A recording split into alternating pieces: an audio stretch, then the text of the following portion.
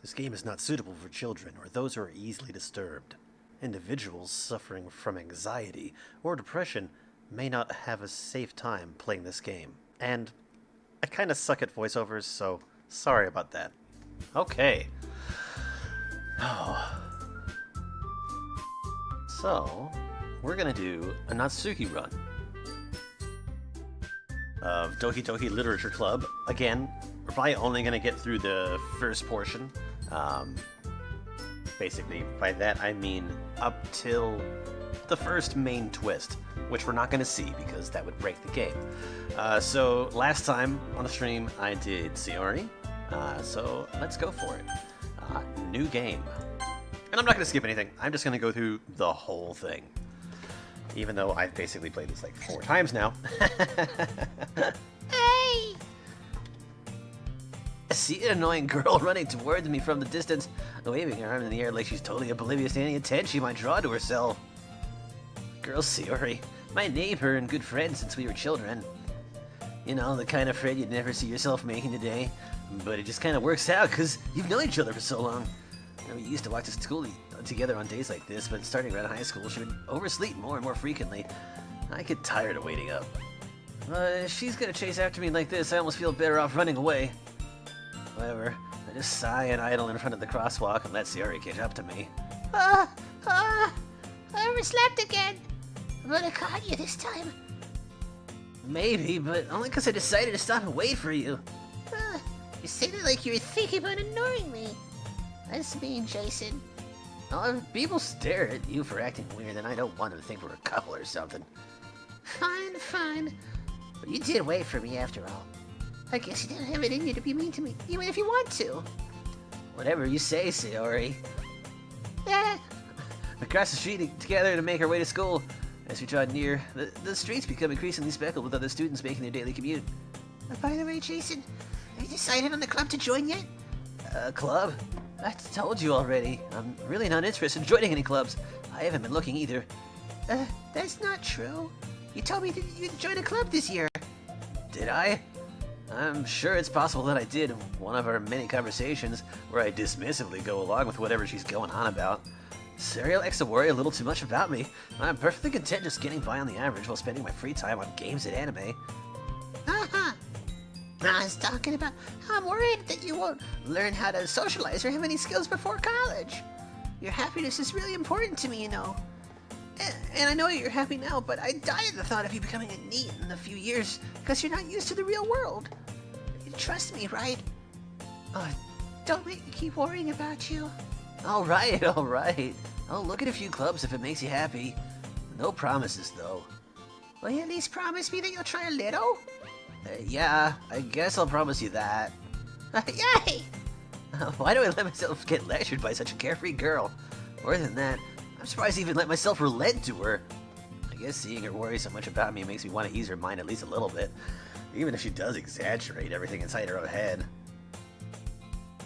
The school day is as ordinary as ever, and it's over before I know it. God, it's boring. After I pack up my things, I stare blankly at the wall looking for an ounce of motivation, because I have none. Clubs. Jesus. Sayori wants me to check out some clubs. I guess I have no choice but to start with the anime club. Hello? This is Sayori? Sayori must have come into the classroom while I was spacing out. I look around and realize I'm the only one left in the classroom. Man, I'm such a loser. I thought I'd catch you coming out of the classroom, but I saw you just sitting here and spacing out, so I came in. Honestly, you're even worse than me sometimes. I'm impressed. You don't need to wait up for me if it's gonna make you late to your own club. Well, I thought you might need some encouragement, so I thought, you know... You know what? Well, then you should come to my club. Sayori, Yeah? there's no way I'm going to your club. Meanie. Sayori's vice president of the literature club. Not that I was ever aware that she had any interest in literature. In fact, I'm 99% sure that she only did it because she thought it would be fun to help start a new club. Since she was the first one to show interest after the one who proposed the club, she inherited the title Vice President. That said, my interest in literature is guaranteed to be even less. Yeah, I'm going to the anime club. Come on, please. Why do you care so much anyway? Well, I could have told the club yesterday I'd bring in a new member. And Natsuki made cupcakes and everything. Don't make promises you can't keep. I can't tell Sayori is really that much of an airhead, or she's so cunning as to have planned out this whole thing. I let out a long sigh. Fine. I'll stop by for a cupcake, okay? Yes, let's go. And thus, today marks the day I sold my soul, again, for a cupcake. Dejectedly follow Sayori across the school and upstairs, a section of the school I rarely visit, being generally used for third-year classes and activities. Sayori, full of energy, swings open the classroom door. Everyone, the new member is here. I told you, don't call me a new member. I glance around the room. Welcome to the Literature Club. It's a pleasure meeting you. Sayori always says nice things about you. Seriously? You brought a boy? Way to kill the atmosphere? Jason, what a nice surprise. Welcome to the club. Words escape me in this situation. This club is full of incredibly cute girls. What are you looking at? If you want to say something, say it. Sorry. Natsuki. The girl with a sour attitude, whose name is apparently Natsuki, is the one I don't recognize. Her small figure makes me think she's probably a first year. She's also the one who made the cupcakes, according to Sayori. You can just ignore her when she gets moody. Sayori says that quietly into my ear, and then turns back towards the other girls. Anyway, this is Natsuki, always full of energy. And this is Yuri, the smartest in the club. Don't say things like that. Yuri, who appears comparably more mature and timid, seems to have a hard time keeping up with people like Sayori and Natsuki. Well, it's nice to meet both of you. It sounds like you already know Monica, is that right? That's right. It's great to see you again, Jason. Monica smiles sweetly. We do know each other. Well, we really talked. But we were in the same class last year. Monica was probably the most popular girl in class. Smart, beautiful, athletic, really weird. Basically, completely out of my league. So having her smile at me so genuinely feels a little, weird. You too, Monica. Sit down, Jason. We made room for you at the table, so you can sit next to me or Monica. I'll get the cupcakes. Hey, I made them. I'll get them. Sorry, I'm a little too excited, little piggy. Then how about I make some tea as well? The girls have a few desks arranged at the form of table. As Sayori mentioned, it's been widened so that there is one space next to Monica and one space next to Sayori. Natsuki and Yuri walk over to the corner of the room where Natsuki grabs a tray and Yuri opens the closet. Still feeling awkward, I take a seat next to Sayori to protect her from weird things. Natsuki proudly marches back to the table, tray in hand. Okay, are you ready? Ta-da! Natsuki lifts the foil off the tray to reveal a dozen white fluffy cupcakes decorated to look like little cats. The whiskers are drawn with icing, and little pieces of chocolate were used to make the ears. So cute. I had no idea you were so good at baking, Natsuki. Well, you know. Just hurry and take one. Sayori grabs the first one, then Monica, and I follow. It's so delicious. Sayori talks with her mouth full and has already managed to get icing on her face. I took the cupcake around on my fingers, looking for the best angle to take an attack. Natsuki is quiet. I can't help but notice her sneaking glances in my direction. Is she waiting for me to take a bite? I finally bite down. Crunch. The icing is so sweet and full of flavor. I wonder if she made it herself. This is really good. Thank you, Natsuki. What? Why are you thanking me? It's not like haven't I heard this somewhere before? Made them for you or anything? Yeah, you asking a question that wasn't a question. I thought you technically did, Sayori said. Well, maybe, but not for you, dummy. All right. I give up on Natsuki's weird logic and dismiss the conversation. Yuri returns to the table, carrying a tea set. She carefully places a teacup in front of each of us before setting down the teapot next to the cupcake tray. You have a whole tea set in this classroom? Don't worry, the teachers gave us permission. After all, doesn't a hot cup of tea help you enjoy a good book? I guess. Don't let yourself get intimidated. Yuri's just trying to impress you. That's not... Insulted, Yuri looks away. I meant that, you know. I believe you. Well, tea and reading might not be a pastime for me, but I at least enjoy tea. I'm glad. Yuri faintly smiles to herself in relief. Okay, good. Monica raises an eyebrow, then smiles at me. So, what made you consider the Literature Club? I was afraid of this question. Something tells me I shouldn't just tell Monica that I was practically dragged here by Sayori. Well, I haven't joined any club, and Sayori seemed really happy here, so... That's okay, don't be embarrassed. We'll make sure you feel right at home, okay? Because you'll stay here forever. As president of the Literature Club, it's my duty to make the club fun and exciting for everyone. Monica, I'm so surprised. How come you decided to start your own club? You could probably be a board member for any of the major clubs. Weren't you a leader of the debate club last year? Well, you know. To be honest, I can't stand all of the politics around the major clubs. It feels like nothing but arguing about the budget and publicity and how to prepare for events. I'd much rather take something I personally enjoy and make something special out of it. And if it encourages others to get into literature, then I'm fulfilling their dream. Monica is a really great leader. Yuri also nods in agreement. Then I'm surprised there aren't more people in this club yet. Must be hard to start a new club. You could put it that way. Not many people are very interested in putting out all the effort to start something brand new. Especially when it's something that doesn't grab your attention, like literature.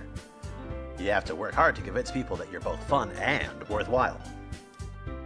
But it makes school events like the festival that much more important. I'm confident that we can all really grow this club before we graduate. Right, everyone? Yeah. We'll do our best. You know it. Everyone enthusiastically agrees. Such different girls, all interested in the same goal. Monica must have really worked hard to find these three. Maybe that's why they're all so delighted by the idea of a new member joining. Though I still really don't know if I can keep up with their level of enthusiasm about literature. Oh my god, I fucking hate books. I say as Yuri looks at me, expectant. So, Jason, what kinds of things do you like to read? Magazines in bathrooms while I poop? Considering how little I've read these past few years, I really don't have a good way of answering that. Manga? I quietly mutter to myself, half joking. Not really. Natsuki's head suddenly perks up. It looks like she wants to say something, but she keeps quiet. Wait your turn, Natsuki. Not much of a reader, I guess. Well, that could change. What am I saying? I spoke without thinking after seeing Yuri's sad smile. Anyway, what about you, Yuri? Well, let's see.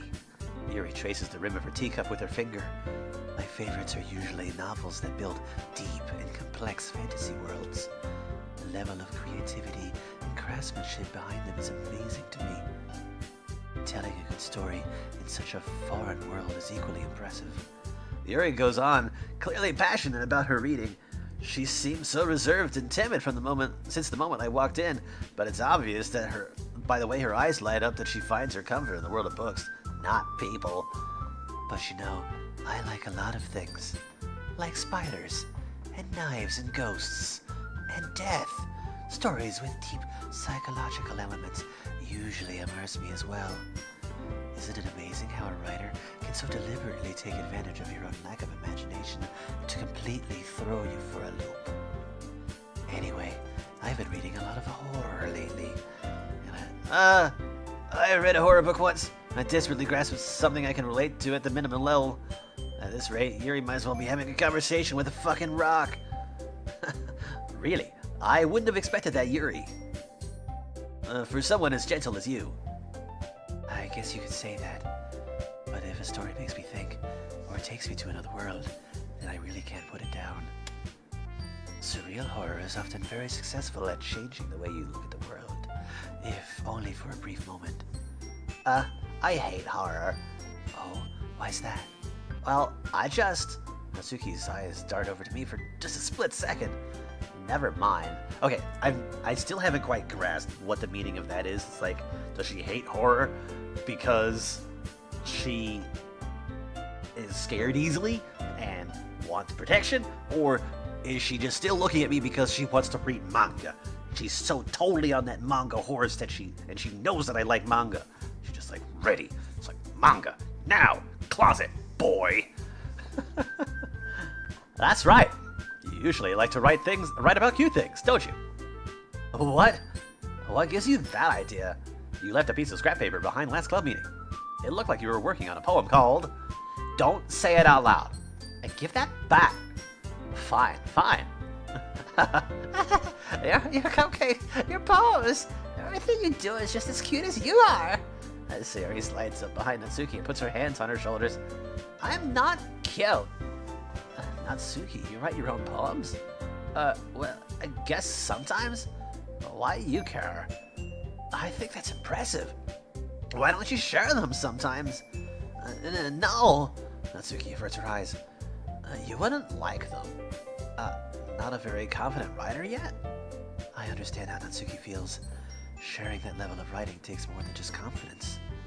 The truest form of writing is writing to oneself.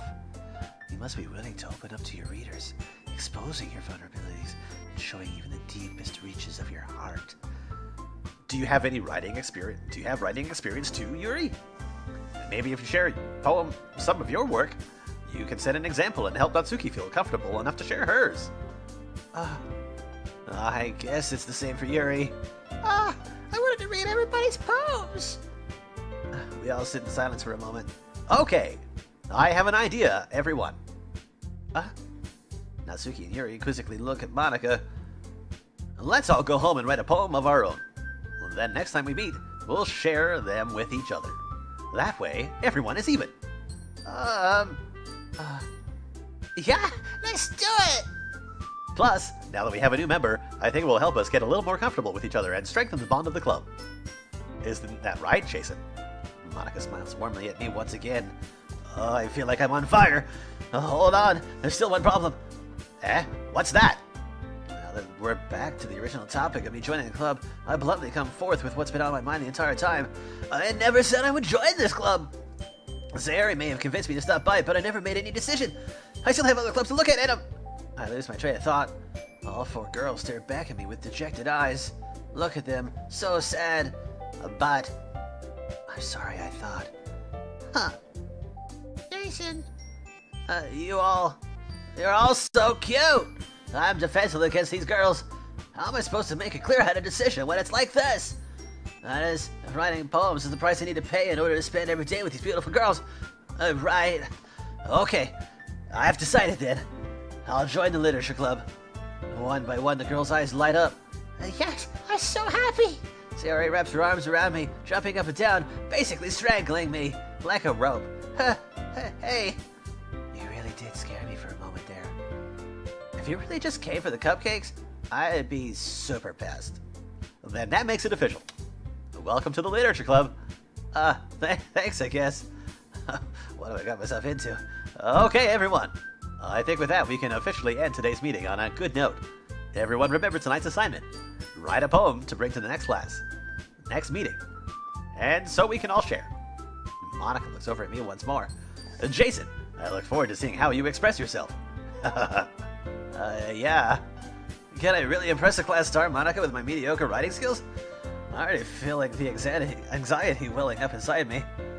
Meanwhile, the girls continue to chit-chat as Yuri and Natsuki clean up their food. Hey, Jason, since we're already here, do you want to walk home together? That's right. Sayori and I never walk home together anymore. Because she's always stayed after school for clubs. Sure, might as well. Yay!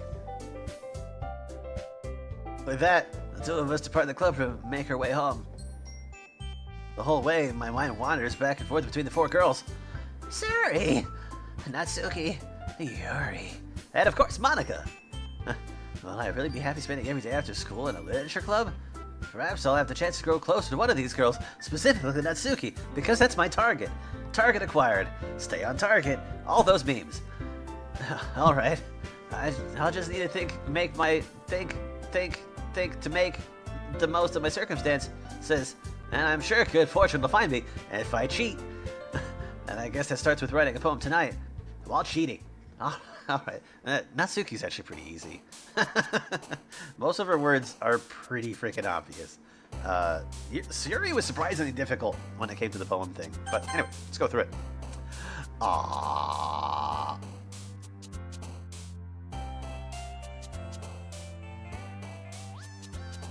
What? I wasn't expecting this. Oh my god. How did it come to this? No, it's easy. It's mouse. No. Jump. And then it is... Wait. Why does her list seem smaller than everyone else's? It is smaller. It is, like, literally smaller.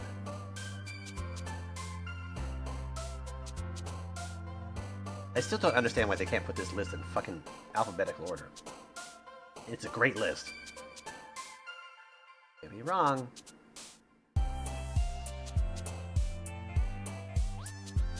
Makes it really hard to find what you need. What was it? Control F.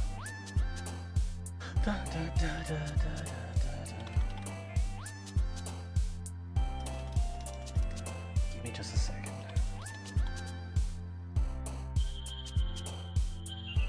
Oh god. No, it's not that.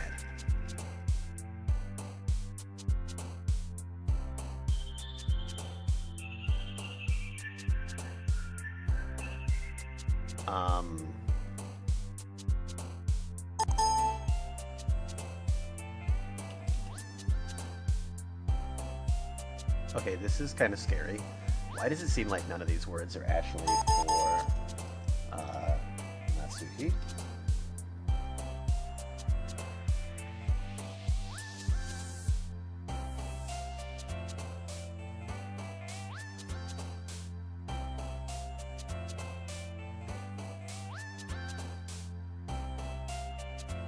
Is it because none of them are for Natsuki? Dude, none of them are! Okay, I gotta find the word that's best for Natsuki then. That works, I guess.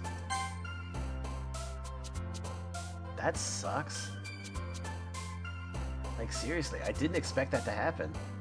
Like, how can they cheat me out of a perfect victory like that by just taking away, like, the whole word? Nibble. Milk. Lollipop, yeah. Has to be lollipop.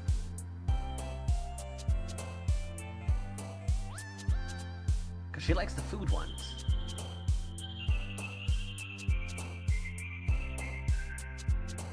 Yes. Suicide! No.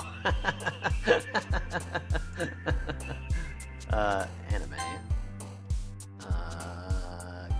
Cute. Cute is one of her words too, definitely. It's like the first one on the list.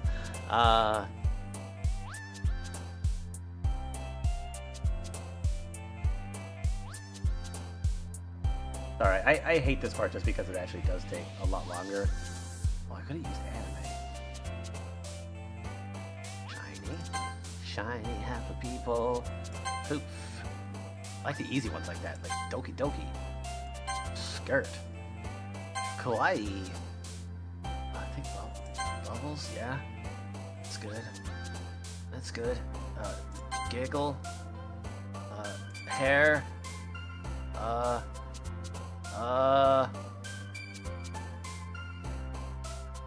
Easy stuff, please. Okay, rainbow, come on. You know you want to give me that rainbow.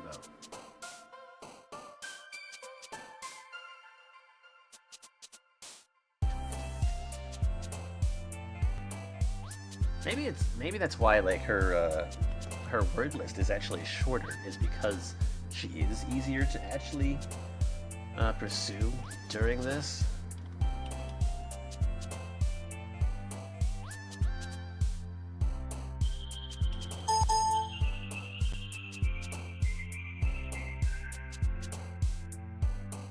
Sorry, I'm going through the words right now.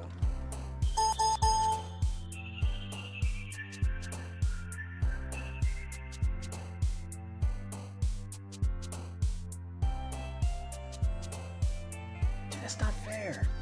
They've given me another page that does not have anything to do with her. Alright, let's just find, like, the best secondary. And rainbow works.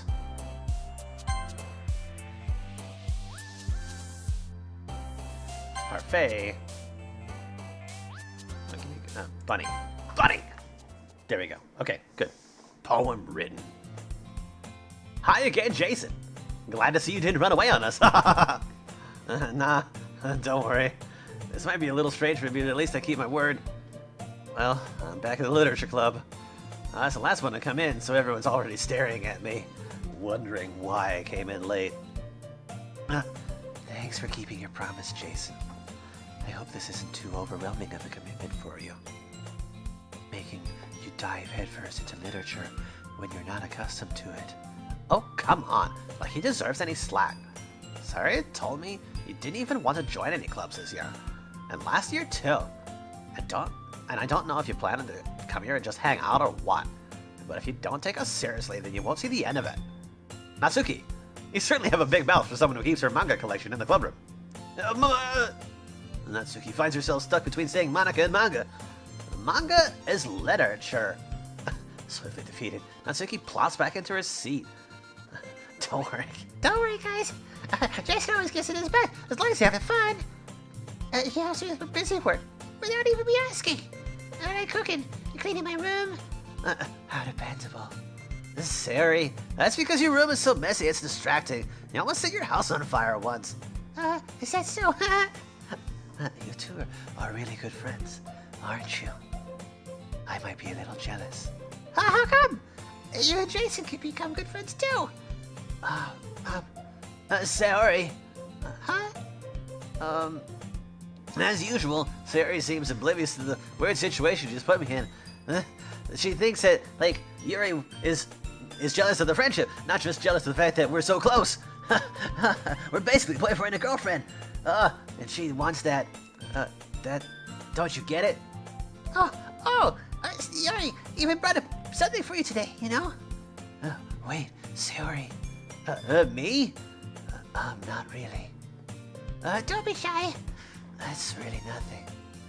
What is it? Never mind. Sayori made it sound like a big deal, when it's really not. What do I do? I'm sorry, Yuri. I wasn't thinking. I guess it means it's up to me to rescue the situation.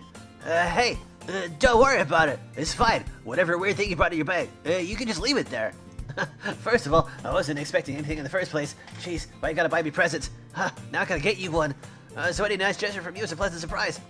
It'll make me happy no matter what it is. Please don't let it be just some garbage. Is that so? Yeah. I won't make a big deal out of it if you don't want it to be. Better not be crap. Alright. Well, here. He reaches into her book and pulls out a book. I didn't want you to feel left out. So I picked out a book that I thought you might enjoy.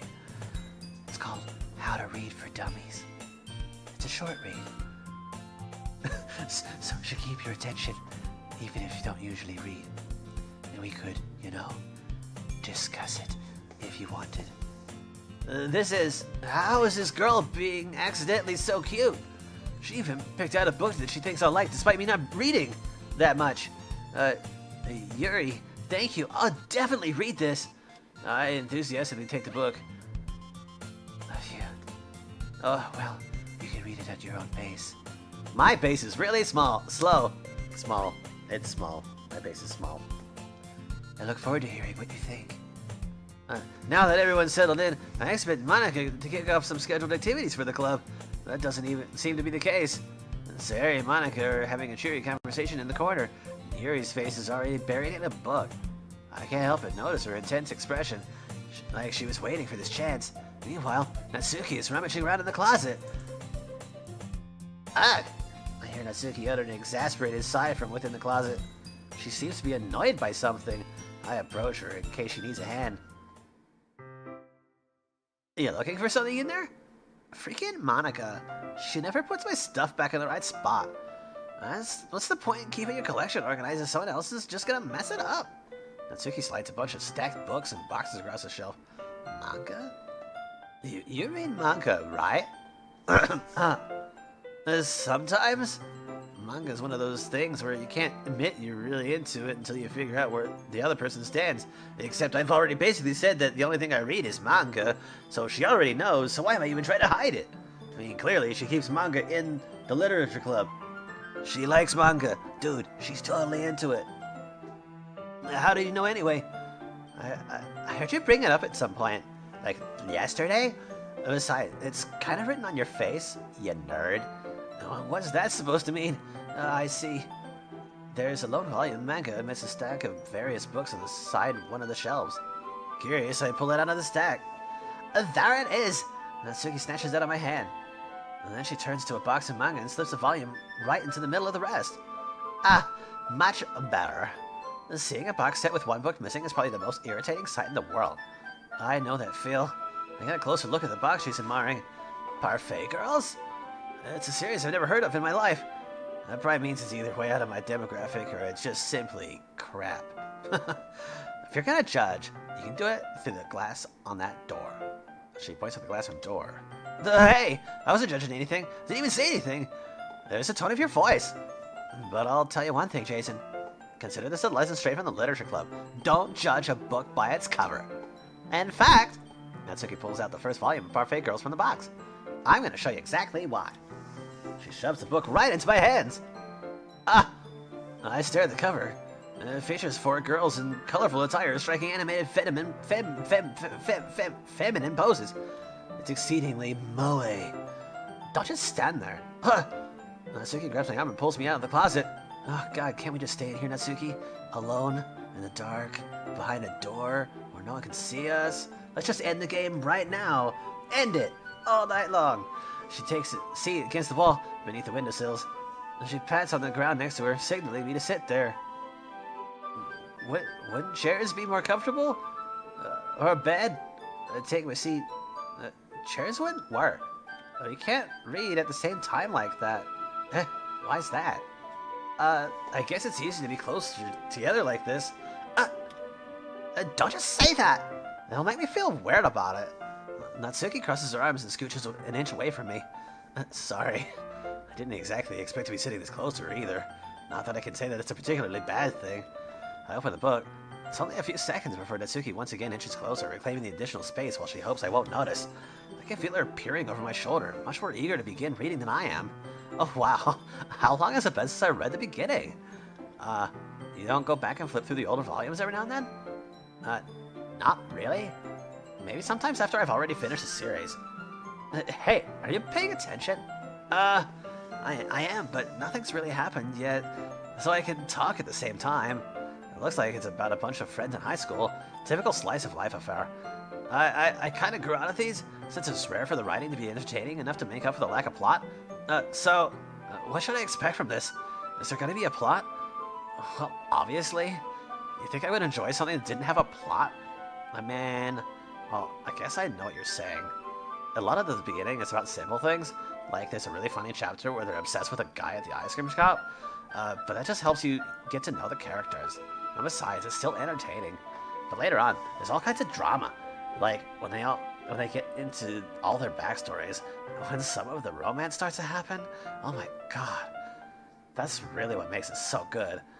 There's so many touching parts, like me touching your arm right now. Isn't that weird? Is that so? It sounds like you really know what you're talking about. Maybe I underestimated you.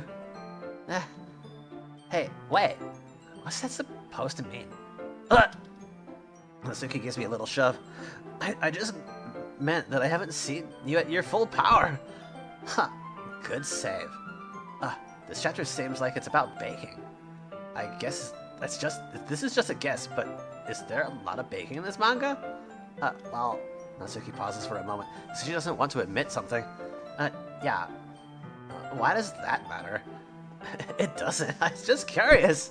Since you enjoy baking too, right? That's just a coincidence. I just happened to get into baking around the same time I got this manga. Like I would ever get into anything because it's just in a manga. I feel bad for anyone that impressionable. Nah, definitely not a coincidence. I guess it explains Natsuki's interest in baking. Still, of all the hobbies to pick up from a manga, that's definitely one of the better ones. Not to mention she's really good at it, so who am I to judge? She could bake me all night long. That one doesn't necessarily work, does it? We read on for a few more minutes. I've finished a couple chapters at this point. Are you sure this isn't boring for you? It's not. Even though you're just watching me read? Well, I'm fine with that. If you say so. I guess it's just fun sharing something you like with someone else. I always get excited when I convince any of my friends to pick up a series I enjoy. You know what I mean? You don't? That's not... Well, I wouldn't really... know. What do you mean? Don't you share your manga with your friends? Could you not rub it in? Jeez. I'm sorry. I can't ever get my friends to read this. They just think manga's for kids. I can't even bring it up with them without them being all like, you still haven't grown out of that yet? Makes me want to punch them in the face. I know those kind of people. Honestly, it takes a lot of effort to find friends who don't judge, much less friends who are also into it. I'm kind of already a loser, so I guess I gravitated towards the other losers over time. That's probably harder for someone like you. Huh? Yeah, that's pretty accurate. Wait, which part? I mean, I feel like I can't even keep it in my own room. I don't even know what my dad would do if he found this. At least it's safe here in the club room. Except Monica was kind of a jerk about it. Can't win, can I? Well, paid off in the end, didn't it? I mean, here I am, reading it. Well, it's not like that solves any of my problems. Maybe. But at least you're enjoying yourself, right? So? Jeez, that's enough. Are you gonna keep reading or what? Yeah. I flip the page. Suddenly, Natsuki starts laughing. I totally forgot that happens. Natsuki put her finger on one of the panels. Minori is my favorite character. I always feel a little bad for her since she's so unlucky. But it gets especially bad when... I shouldn't be talking about that yet. I just finished this chapter. Natsuki's voice sparkles with excitement. It's a stark contrast to her usually bossy tone. But she's just not used to sharing her favorite manga with her friends. I can understand why.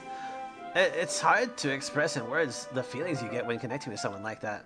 And being able to provide that to Natsuki, for whom it's a rare experience, the thought makes me smile a little to myself. Okay, everyone. Are you all ready with today's poem? Oh, come on. Could your timing be any worse? I was really getting close to Jason here. Sorry.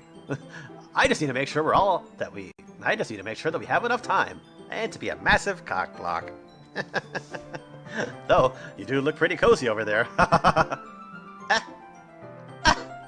Natsuki suddenly notices how close we've gotten. She hastily slides herself a good 12 inches away from me. Alright, I guess I'll stop here for now. I close the book and hand it towards Natsuki. You're just giving it back? Don't you want to know what happens? Yeah, but Monica just said, don't be dumb. Just take it home with you. Is that really alright? I say that mostly because I didn't really plan on using my spare time to read this. God, you say that you're gonna read Yuri's book, but you won't even read like a fucking manga? Well, of course. It'd take forever to finish if you didn't take it home. Just finish that one before tomorrow so we can start the next one. If it gets bent, I'll kill you. By the way, I found out about like the whole following for like buff Natsuki. It's fucking amazing. By tomorrow?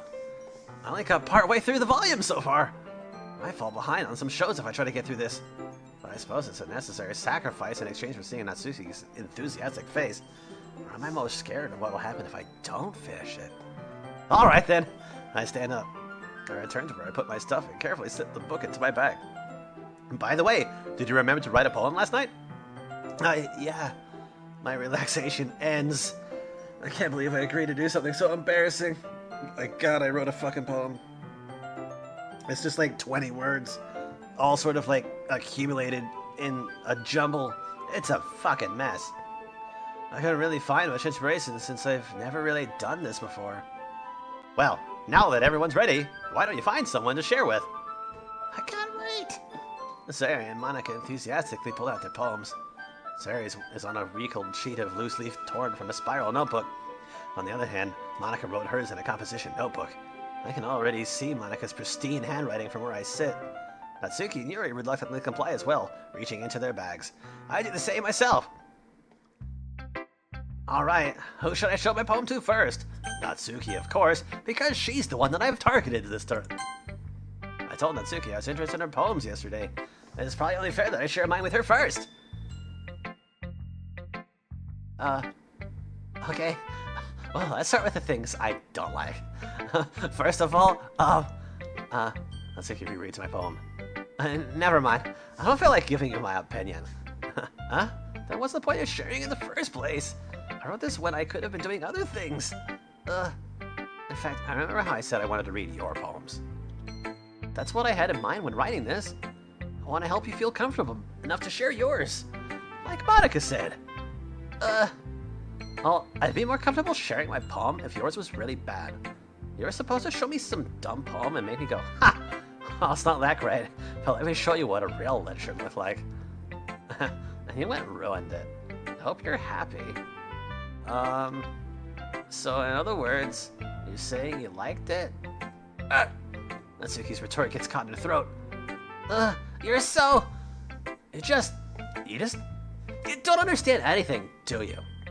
I already told you that. You don't have to go announcing it to the world like you're all self-important. Pretty sure you never actually said that. I say that mostly to myself. Natsuki must really hate me or something. I can't figure out if it's a win or a loss that she liked my poem. In any case, you still need to show me yours, right? Fine, I guess. Only because Monica will make me if I don't. Eagles can fly, monkeys can climb, crickets can leap, horses can race, owls can seek, cheetahs can run, eagles can fly, people can try, but that's about it. Yeah. I told you that you weren't gonna like it. I like it. What? Just be honest. I am. Why are you so convinced that I won't like it? Well, because everyone in high school thinks that writing has to be all sophisticated and stuff. So people don't even take my writing seriously. But isn't the point of poems to be for people to express themselves? Your writing style wouldn't make your message any less valid. Yes, exactly. I like it when it's easy to read, but it hits you hard. Like in this poem.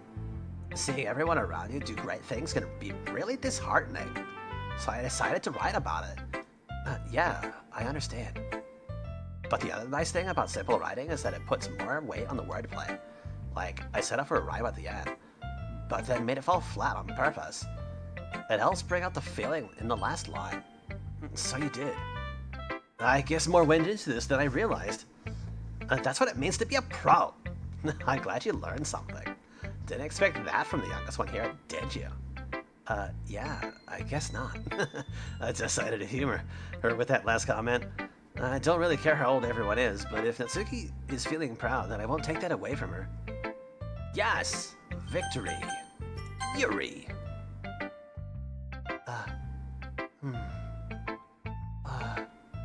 Yuri stares at the poem. A minute passes, more than enough time for her to finish reading. Oh. Sorry. I forgot to start speaking. I don't know how to often. Words. It's fine. Don't force yourself. It's only English, you know, normal human language. I'm not. I just need to put my thoughts into words. Right now they're in binary. Processing. Ready. This is your first time writing a poem, right? Yeah? Why do you ask? I'm just making sure before I tear you to shreds. I guess that it might be after reading through it. Ah, so it's that bad. No. Did I just raise my voice? Oh, I'm so sorry. Yuri buries her face in her hands. I couldn't help but notice that it's been several minutes, and I really haven't gotten anywhere. She's really bad at this. It might take Yuri a while to get used to new people, or just people in general. You know, social. It's fine. I really didn't notice much. What were you saying? Right, it's just that there are specific writing habits that are usually typical of new writers. And having been through them myself, I kind of learned to pick up on them. I think the most noticeable thing I recognize in new writers is that they try to make their style very deliberate. In other words, they tend to pick a writing style separate from the topic matter, and they form-fit the two together. The end result is that both the style and the expressiveness are weakened. Once Yuri finds her train of thought, it's as if her demeanor totally changes. Her stammering is completely gone, and she sounds like an expert. Of course, that's not something you can be blamed for. There are so many different skills and techniques that go into writing even simple poems. Not just finding them and building them, but getting them to work together is probably the most challenging part. It might take you some time, but it all comes with practice and learning by example and trying new things. I also hope that everyone else in this club gives you valuable feedback. Natsuki can be a little bit biased, though. Biased? How? Well, never mind. I shouldn't be talking about people like that. Sorry. That's fine. I'm not sure if Yuri is apologizing to herself, to me, or to Natsuki. Do you mind if I read your poem now? Please do. I'd love to share my poem, my thought process with you. Read it. Put it in your face. Yuri smiles dreamily, as if that's a rare opportunity for her, which itself is kind of funny. After all, isn't this supposed to be a literature club? Ghost under the light. The tendrils of my hair illuminate beneath the amber glow, bathing. It must be this one, the last remaining streetlight to have withstood the test of time. The last yet to be replaced by the sickening blue-green of the future. I bathe, calm, breathing air of the present, but living in the past. The light flickers. I flicker back. Ah, I'm sorry. I have such terrible handwriting. What? I wasn't even thinking that at all. But it took you a long time to read. Well, I just don't read script very often. I don't read very much in general. I'm just a terrible reader. I actually think your handwriting is pretty. Curves, lines, whoa. That's a relief. Also, I like the poem. Even though it's short, it was really descriptive. It wasn't too short. I usually write longer poems. Not at all. I'm really glad you liked it. I'll be honest. Since it's our first time sharing, I wanted to write something a little more mild. Something easy to digest, I suppose. Are you into ghosts, Yuri? Actually, the story isn't about a ghost at all, Jason. Really? I must have totally missed the point. Well, I suppose you did only glance over it, after all, even though I said it took you forever to read it. And clearly you must be able to comprehend that fact. I'm the ghost. But remember, the poets often express their own thoughts, feelings, and experiences in their work. They usually do more than tell a simple story or paint a picture. In this case, perhaps the subject of the poem is only being symbolically compared to a ghost. I feel like nothing, lingering in her last remaining place of comfort, unable to let go of the past. And soon, to be left with nothing. That's a lot more solemn, putting it that way. I'm kinda scared of you now. I hadn't even thought of that. That's impressive. That's nothing, really. Well, it makes me happy that you think that. Just remember that it won't be long before you pick up on these things, too. Yeah, maybe you're right. I guess I'll have to keep trying. I'm counting on you. So much. 1, 2, 3. Monica! Hi, Jason! Having a good time so far? Yeah. Good. Glad to hear it. By the way, since you're new and everything, if you have any suggestions for the club, like new activities or things we can do better, I'm always listening. Don't be afraid to bring things up, okay? Alright, I'll keep that in mind. Hey Monica, since we're talking, can you be a little bit less stary? Of course I'll be afraid to bring things up. I'm much better off just going with the flow until I'm more settled. So I'm just gonna let her stare at me. It's fine. Awkward as it might be. Whatever, it's just Monica. Anyway, want to share your poem with me? It's kind of embarrassing, but I guess I have to. Don't worry, Jason. We're all a little embarrassed today, you know. But it's that sort of barrier that we'll all get past soon. Yeah, that's true. I had Monica in my poem. I like it, Jason. Really? It's a lot cuter than I expected. Oh, jeez. No. It kind of makes me think of something Natsuki would write. And she's a good writer, too. So take that as a compliment. If you say so. Yep. By any chance, have you read anything by Shel Silverstein? Maybe a long time ago. He's famous for telling all kinds of stories in just a few simple words. His poems can be funny, endearing, or even sad. And sometimes they're only a few lines long. They might even feel like they're written for kids. But if you think about them, they can express views of the world that would apply to anybody. I see. So you're saying that Natsuki's kind of like that? Sort of. Maybe she's not an expert, but you probably won't find much filler in her poems. They're all going to be really short. Because she's just a kid. They might be easy to write, but they're super challenging to get the meaning through. So I can see why it would be your kind of poem to explore. You're simple. I'm sure I'll end up trying different things a lot. It could take a while before I feel comfortable doing this. That's okay. I'd love to see you try new things. That's the best way to find the kind of style that suits you. Everyone else might be a little biased toward their own kinds of styles, but I'll always help you find what suits you the most. So don't force yourself to write the way everyone else wants you to write. It's not like you have to worry about impressing them or anything.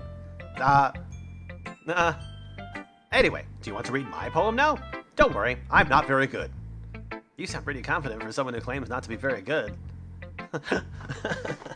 Well, that's because I have to sound confident. That doesn't mean I always feel that way, you know? I see. Well, let's read it then. Okay. Ugh. Hole in the wall. It couldn't have been me. See the direction spackle protrudes? A noisy neighbor. An angry boyfriend? I'll never know. I wasn't home. I peer inside for a clue. No, I can't see. I reel. Blind. Like a film left out in the sun. But it's too late. My retinas. Oh my god. I skipped a poem. Damn it. Basically, I think it ends with what? Like, I'm looking... I wasn't looking in. I was looking out. Or something. Oh, damn it. Why isn't that in the history? Yeah, why can't that be in the history? Damn. Oh well, sorry. It's very freeform, if that's what you call it. Sorry, I'm not really the right person to ask for feedback. It's okay. Yeah, that kind of style has gotten pretty popular nowadays. That is, a lot of poems have been putting emphasis on the timing between words and lines. When performed out loud, it can be really powerful, especially when you read the whole poem, you dick. What was the inspiration behind this one? Well, I'm not sure if I know how to put it. I guess you could say I had some kind of epiphany recently. It's been kind of influencing my poems a bit. An epiphany? Yes, something like that. I'm kind of nervous talking about deep stuff like that because it's kind of coming on strongly. Maybe after everyone is better friends with each other. Anyway, here's Monica's writing tip of the day. Sometimes when you're writing a poem or a story, your brain gets too fixated on a specific point. If you try so hard to make it perfect, then you'll never make any progress. Just force yourself to get something down on the paper and tidy it up later. Another way to think about it is this. If you keep your pen in the same spot for too long, you'll get a big dark puddle of ink. So just move your hand and go with the flow. That's my advice for today. Thanks for listening. Alright, let's show Sayori. This is a good poem, Jason.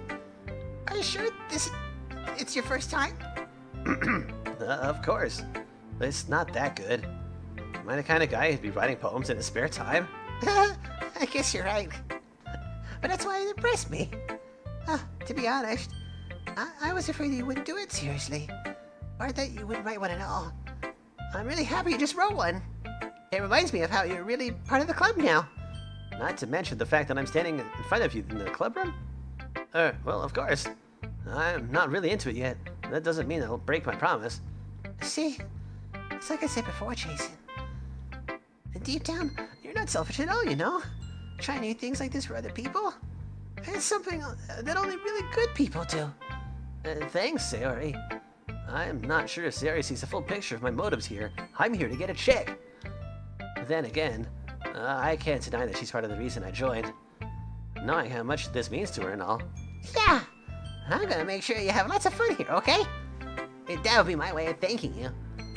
Alright, I'm gonna hold you to that then. Yay! Now you read my poem too, right? Don't worry, I'm really bad at this. We'll see about that.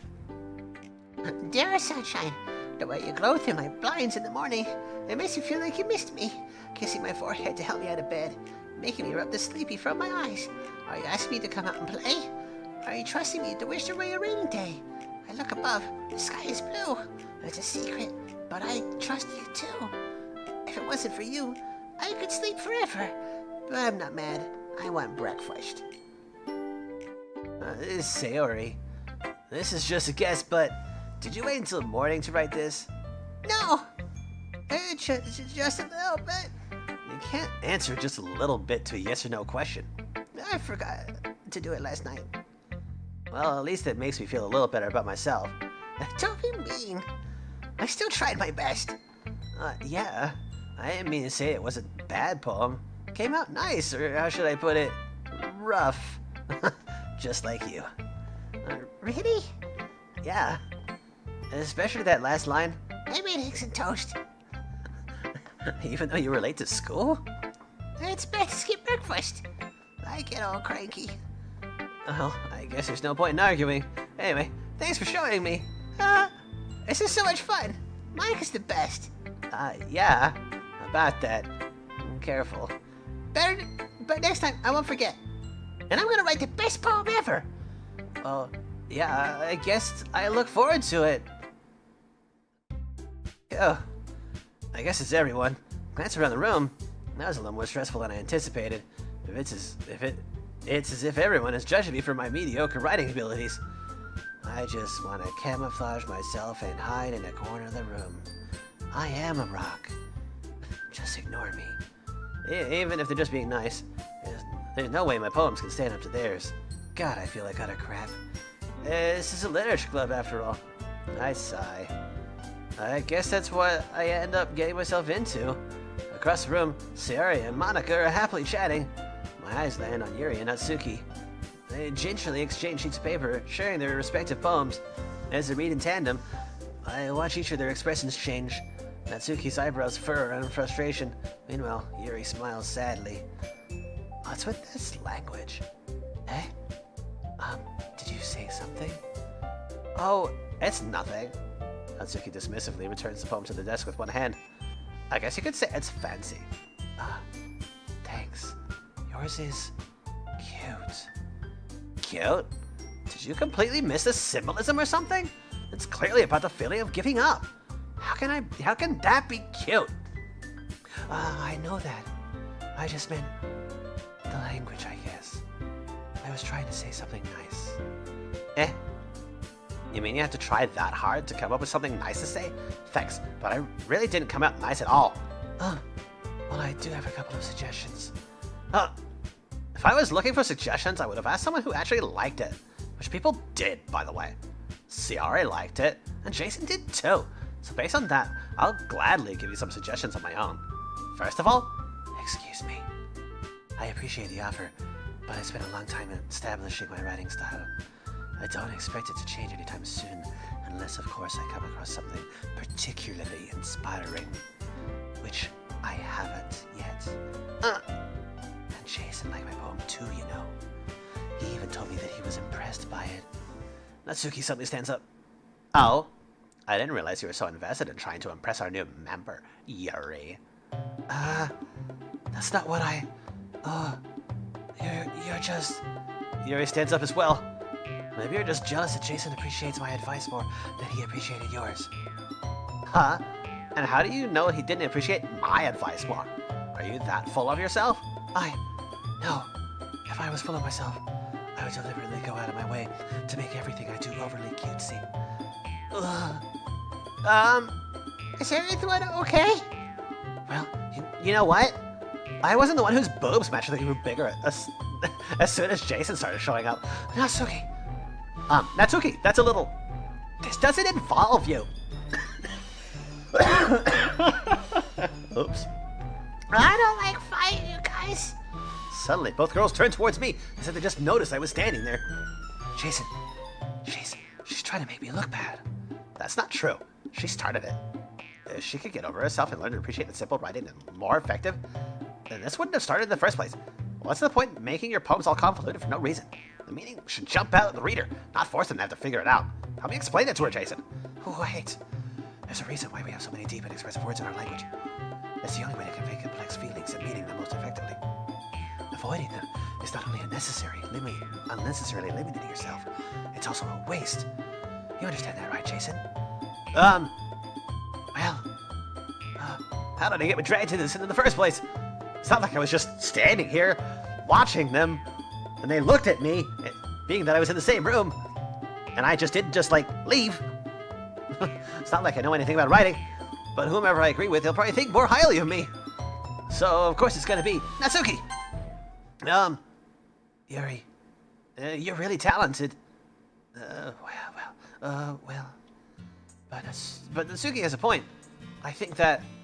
I racked my brain to attempt to back myself up. I think that conveying feelings with a few words can be just as impressive as well. Lets the reader's imagination take over. And Natsuki's poem did a really good job of that. Yeah, it did, didn't it? Nah.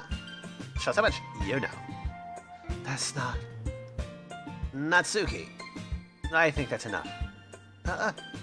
May? But she was so mean to me. Natsuki's voice whines. Look, what we talked about yesterday was right. Writing is a really personal thing, and sharing it can definitely be hard. It looks like we learned that today. Even small criticism can lead to something pretty heated. I glance over my shoulder. Sayori is nodding vigorously. Yeah, so you don't need to feel threatened. You're a great writer, Natsuki. Natsuki's voice gets caught in surprise. Thanks for noticing. She finally mutters that, barely audible. Yuri? Yuri looks at me dejectedly. With a face like that, I can't help but feel bad for her as well. I'm sure that Natsuki didn't mean everything that she said, so you don't need to feel threatened either. Well, if you say so. Hey, it's not like you need to apologize for me, Jason. Shish. Natsuki takes a breath.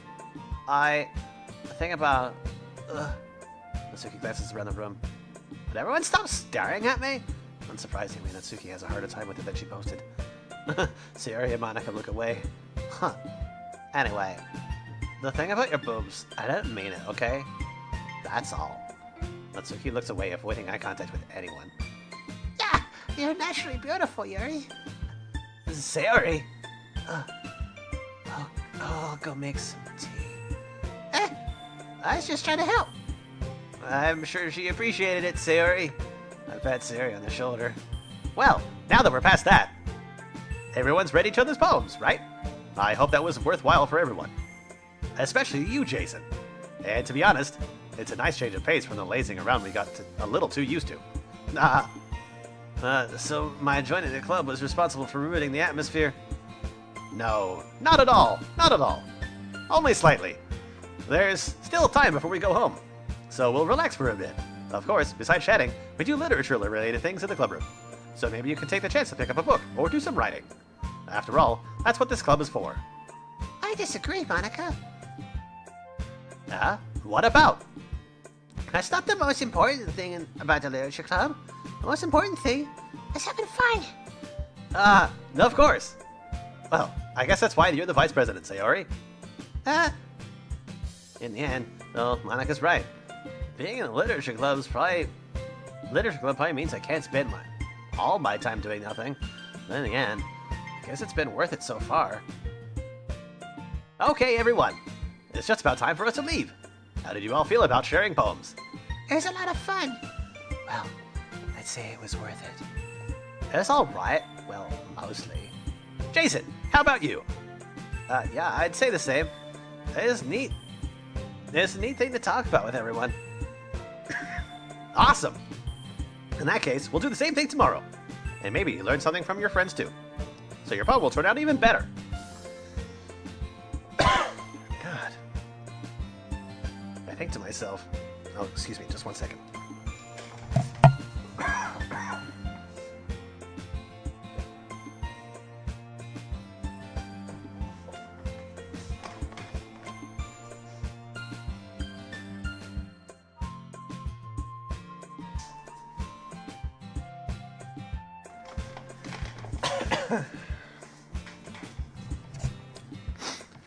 It's like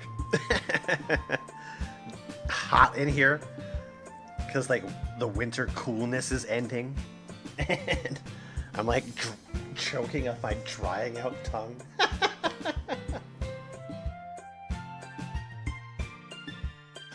Gross. All right, more. Let's leave the water just a little bit closer to me, yes? I did learn a little more things about the poem that everyone likes, especially Natsuki. With any luck, that means that I can at least do a better job impressing those I want to impress, like Natsuki. I nod to myself with newfound determination. Jason, ready to walk home? Sure, let's go. Sayori beams at me. It truly has been a while since Sayori and I have spent this much time together. I can't really say I'm not enjoying it either. Sayori, about what happened earlier. What do you mean? You know, between Yuri and Natsuki. Does that kind of thing happen often? No. That's really the first time I've seen them fighting like that. I promise they're both wonderful people. You don't hate them, do you? No, I don't hate them. I just wanted your opinion, that's all. I can see why they make good friends with you. Oh, you know, Jason, it's nice that I get to spend time with you in the club. But I think seeing you get along with everyone is what makes me the happiest. And I think everyone really likes you, too. That's... Every day's gonna be so much fun. Oh, God. It looks like Sayori still hasn't caught on to the kind of situation I'm in. Again, Sayori, I'm looking for chicks. Sure, being friends with everyone is nice, but God, man, I need to get closer. Does it really need to stop there? We'll just have to see what the future holds, Sayori. Like girls. I pat Sayori on the shoulder. I said that more to myself than to her, but it's easy to use Sayori as an internal monologue sometimes. Okay. Yeah, let's do this. Let's write another fucking poem. All right. Yes, let's write a poem. Okay, I need the right word. No, that's Sayori. Clouds.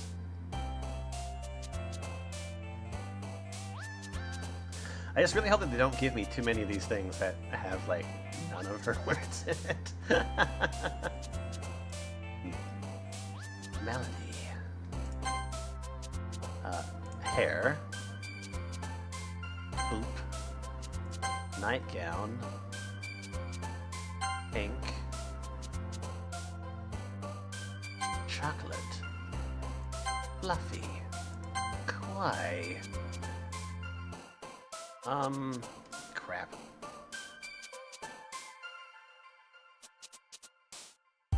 Fireworks. Or sunny that I'm looking for here.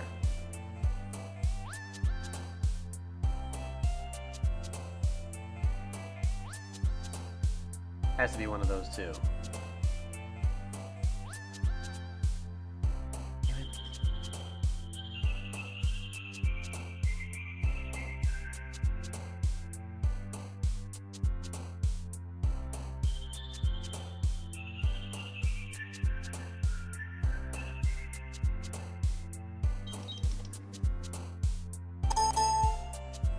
Nope, bed does not start with a P. Oh, damn it. That's so stupid. Alright, it's gonna have to be sing. Kitty. Poof. I believe it's lipstick. Right? Lipstick.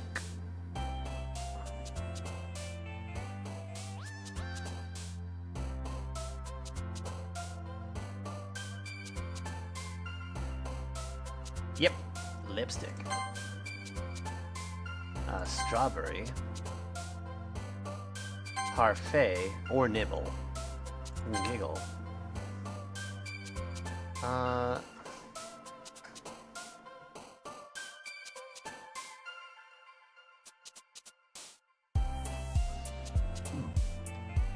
Not laugh. Pure. And then, oh god, sugar? Doki Doki. Come on, give me a good one. Bubbles. Okay, good. It only gave me one that didn't have a word for her. Another day passes and it's time for the club meeting already. I've gotten a little more comfortable here over the past couple days. Entering the club room, the usual scene greets me. Hi, Jason. Yo, Sayori. Looks like you're in a good mood today. I'm just still not used to you being in the club, that's all. I see. That's a pretty simple thing to get you in a good mood. But I guess it's always the simple things with you, anyway. Speaking of which, I'm kinda hungry. Will you come with me to buy a snack? No thanks.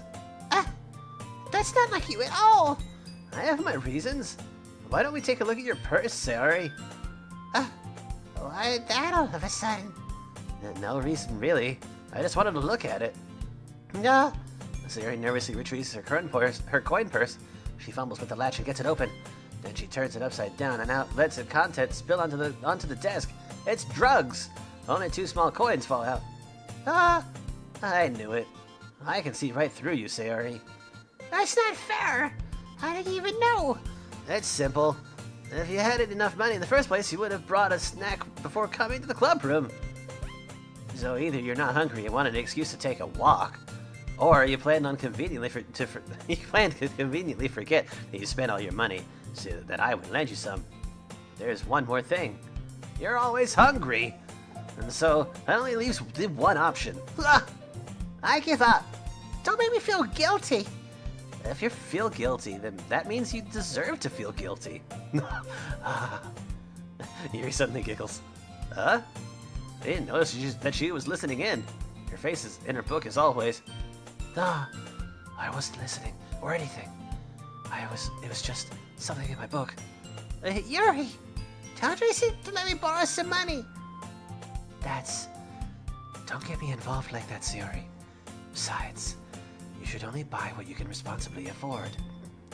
And frankly, after pulling a mischievous little stunt like that, your suffering is only fair enough retribution. Did I just... I didn't mean that. I got too absorbed in my book. I really like it when you speak your mind, Yuri. It doesn't happen much, but it's a fun side of you. There's no way you can think that. I was incredibly mean. You're right, though. I did something bad, and I have to accept the revolution. Retribution. That! Still, coming from you, Sayori, I guess there's a little devil inside all of us, isn't there? Don't let her fool you. Sayori knows exactly what she's doing. After all, she told you guys she was bringing me to the club before she even told me. But you wouldn't have come if it weren't for the cupcakes. So I had to trick Natsuki into making them. Come on, give me more credit than that, Sayori. What? Out of nowhere, something smacks Sayori in the face and doubles onto the desk. Ow! What's that? A cookie. Sure enough, it's a giant cookie wrapped in plastic. Sayori glances around. Is this a miracle? It's because I paid my restitution. Retribution? Actually, That one almost worked. I was just gonna give it to you, but then I heard you blab about the cupcakes. I was totally worth seeing your reaction, though. Natsuki, that's so nice of you. I'm so happy. Sayori hugs the cookie. Jeez, just eat it. Sayori rapidly tears it up in the wrapper and takes a big bite. So good. Oof. Sayori suddenly claps her hand over her mouth. I bit my tongue. You're going through a lot over just one cookie. Natsuki takes a bite of her own cookie. Yours looks really good too, Natsuki. Can I try it? Jeez, beggars can't be choosers. But yours is chocolate. Yeah, why do you think I gave you that one? Fine. Still, I'm really happy to share this with me. Sayori gets out of her chair and goes behind Natsuki, then wraps her arms around her. Jeez. I get it. Cookie still in hand, Natsuki reaches up to nudge Sayori off of her. Sayori suddenly leans down and takes a bite out of Natsuki's cookie. Hey, do you seriously just do that? Mouth full, Sayori trots away to safety. Yuri and I laugh as well. Jeez, you're such a kid sometimes. Monica, can you tell Sayori? Natsuki glances around. Monica isn't in the club room. Where is she?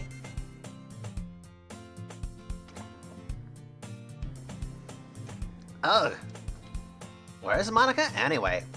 Good question. Have any of you heard anything about her being late today? Not me. I haven't heard either. That's a bit unusual. I hope she's okay. Of course she's okay. She probably just had something to do today. She's pretty popular after all. I don't think or you don't think she has a boy? I wouldn't be surprised.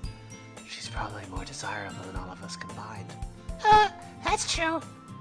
Excuse me? Natsuki gets it. Why do these girls just think that Monica's just way more attractive than them? They got it going on. Suddenly, the door swings open. Sorry. I'm super sorry. There you are. I didn't mean to be late. I hope you guys weren't waiting, or worried, or anything, or the right words. Monica tries to club over her boyfriend after all. You're so strong-willed. Boyfriend? What on earth are you talking about? Monica quizzically glances at me. Why are you looking at me? Never mind that. Just stop staring at me. Starison. What held you up anyway? Well, my last period today was study hall. To be honest, I kind of just lost track of time. That makes no sense, though. You would have heard the bell ring at least. I must not have heard it, since I was practicing piano. Piano? I wasn't aware you played music as well, Monica. I don't really. I just kind of started recently. I've always wanted to learn piano. That's so cool! You should play something for us, Monica. Monica looks at me. Why are you still looking at me? Making me feel weird. Maybe once I get a little bit better, I will. Yay! That sounds cool. I'd also look forward to it. If it makes you stop staring at me, please. Is that so? In that case, I won't let you down, Jason. Monica smiles sweetly.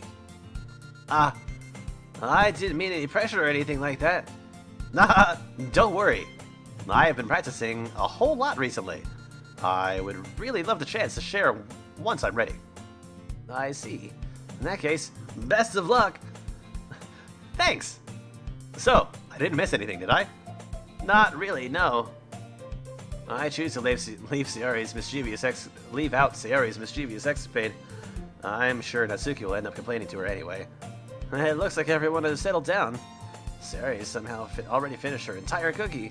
Yuri's back to her book, and Natsuki has disappeared into the closet. Hey, Natsuki. It's not long before Natsuki comes up to me expectantly. Yeah. Don't worry, I kept my promise. I pull the first volume of Parfait Girls out of my bag. Natsuki takes it from my hands, then quickly turns it over, presumably to check for wrinkles. Hey, I'm not that careless. I handle manga all the time, you know. I just wanted to make sure. Can you blame me for being so paranoid? I don't give people my manga every day, you know. That's true. I don't blame you. Well, anyway, let me put this one back. I'm gonna get the next one, okay? Natsuki makes her way to the closet. I follow. So you're gonna tell me everything you thought, right? Where did this volume leave off again? I forget. The chapter ended with when Minori and Alice found Monica. Natsuki's voice resonates out from inside the closet. Eh? I peer inside. All of Natsuki's books are lined up on the top shelf. Did you move my manga again? Sorry. Sorry! The teacher got mad at me for taking up so much space in her closet, so I had to move some stuff around and clean up a little bit. It's all still in there. I just had to organize it a bit. Ugh. The top shelf is far above Natsuki's head. She makes a futile hop trying to figure out how to reach her manga. Jeez. This is so inconvenient. I'm moving these all back down. There's plenty of room on these shelves. Besides, they're really pretty to look at when they're all lined up. Why would you waste that on the top shelf? Natsuki, there's a stool on the wall over there. In the closet, there's a collapsible stool that's hanging on the wall. If you want, I can reach up there and hand them to you. I can get them myself. Natsuki grabs the stool from the wall and unfolds it. You think I'm too short or something? I mean, I knew it. Well, you know what? Just watch me. As Natsuki hops onto the stool, which ends up being a little wobbly because of its collapsible design. Careful. I know what I'm doing. Standing on the stool, Natsuki's fingertips reach the top shelf. The stool would be enough for me to easily grab the books, but Natsuki is being stubborn as usual. Natsuki uses her fingers to scoot one of the smaller boxes to the edge of the shelf. Say? Gah! The box only tips. Natsuki barely catches it before it falls on the floor. The stool wobbles. Losing balance, Natsuki hops off the stool. Thankfully, she was able to stay on her feet. She holds the box triumphantly. There! Having almost fell, Natsuki is a bit shaken up. Jeez. No need to prove yourself to me. There's no way you'll be able to get the bigger boxes like that. I can reach them, so just... I said I can do it! I don't want your help, okay? I'm gonna get a chair, so just hang on. Natsuki forces her way past me out of the closet. Let's see. The classroom chairs have the desks attached, so they're too inconvenient to fit in the closet. Natsuki trots over to the teacher's desk, which has a computer chair behind it. She rolls it on its wheels back over to the closet. It's a little dangerous since the chair swivels and rolls. But I've already learned my lesson, so I keep my mouth shut. Ush! Natsuki climbs onto the chair and slowly balances onto her feet. Since she refuses my help, I take a seat with my back against the side of the doorway and simply watch. Aw, cute. Aha, there we go. See, I can do it easily now. Natsuki grabs a stack of manga and bends down to put it on the shelf below. The chair swivels. Natsuki catches herself on the shelf. What are you doing? Can you at least hold the chair steady instead of sitting and doing nothing? Who was it that told me not to help? Yeah, I got you. I hold the chair while Natsuki reaches back up. I can almost see up her skirt. I force myself to turn away. Natsuki seriously didn't think this through. Once she realizes I'll be dead. Natsuki wraps her arms around the parfait girl's box set, easily the largest one on the shelf. Heavy. Hey, Jason? I don't think I can bend down without falling. Hurry up and take this one. But then I have to let go of the chair. That's fine. Just for a second. Hurry up. Alright. Let me just stand up. I slowly release my grip from the chair. What do you mean, stand up? Natsuki looks down at me. Why are you all the way back? Natsuki looks like she just realized something, but she'll lose her balance if she moves. Natsuki, the box. What are you looking at? You're trying to look up my... Natsuki's legs shake. I'm not. I was just... Natsuki, don't try to move. Just give me the box. You perv. You set me up. Go away. Get out. But I'll do it myself. The chair suddenly swivels beneath Natsuki's feet. Natsuki! The scene turns into chaos in a split second. The chair flies from under Natsuki's feet. Frantically, I try to catch her. The box topples out of her hands and the books go flying. I got you! The full force of Natsuki's body against me throws me to the ground. A whole bunch of books pelt me in the face. Natsuki tries to shield herself with her own arms as her face lands straight onto my chest. My right arm and my back seriously felt the impact. Ugh. Slowly, Natsuki comes to her senses. Ugh. She presses her arms straight into me as she props herself up. Huh? Natsuki seems to realize that it's not the floor that's beneath her. Gah. Gross! Gross! Ah. The fist pounds into my chest. Natsuki then hoists herself to her feet. What were you thinking, you sicko? Everything okay over there? I heard a loud noise. Monica suddenly peers in. Monica! See what happens when you put the manga on the top shelf? Are you trying to kill your club members or something? Jeez. Sorry. Oh, and one more thing. It seems like your most recent club member is a total pervert. So I hope you're happy. I didn't. Somehow it's impossible for me to explain this whole bizarre situation to Monica. I didn't do anything, I swear. I know. Don't worry. Monica says that quietly to me, in her loud voice. Looks like I'm off the hook. Oh no. I look down. Natsuki is kneeling on the floor holding one of the books that are scattered all over. There's a large diagonal crease along the page that she's desperately trying to smooth out. It must have landed on the page. Natsuki tries a bit more to fix the crease, but she can't get it out. Suddenly she gives up and slams the book shut, then throws it to the floor. Instead of continuing to yell, she just lowers her head. Natsuki, are you... No! Natsuki's voice squeaks. I see tears on her face. I'll help to get the crease out, okay? It's partially my fault, so... Natsuki shakes her head, still looking down. No, I don't even care that much. I'm just having a really bad day today. Natsuki sobs again. I didn't mean to take it out on you. I really didn't mean to.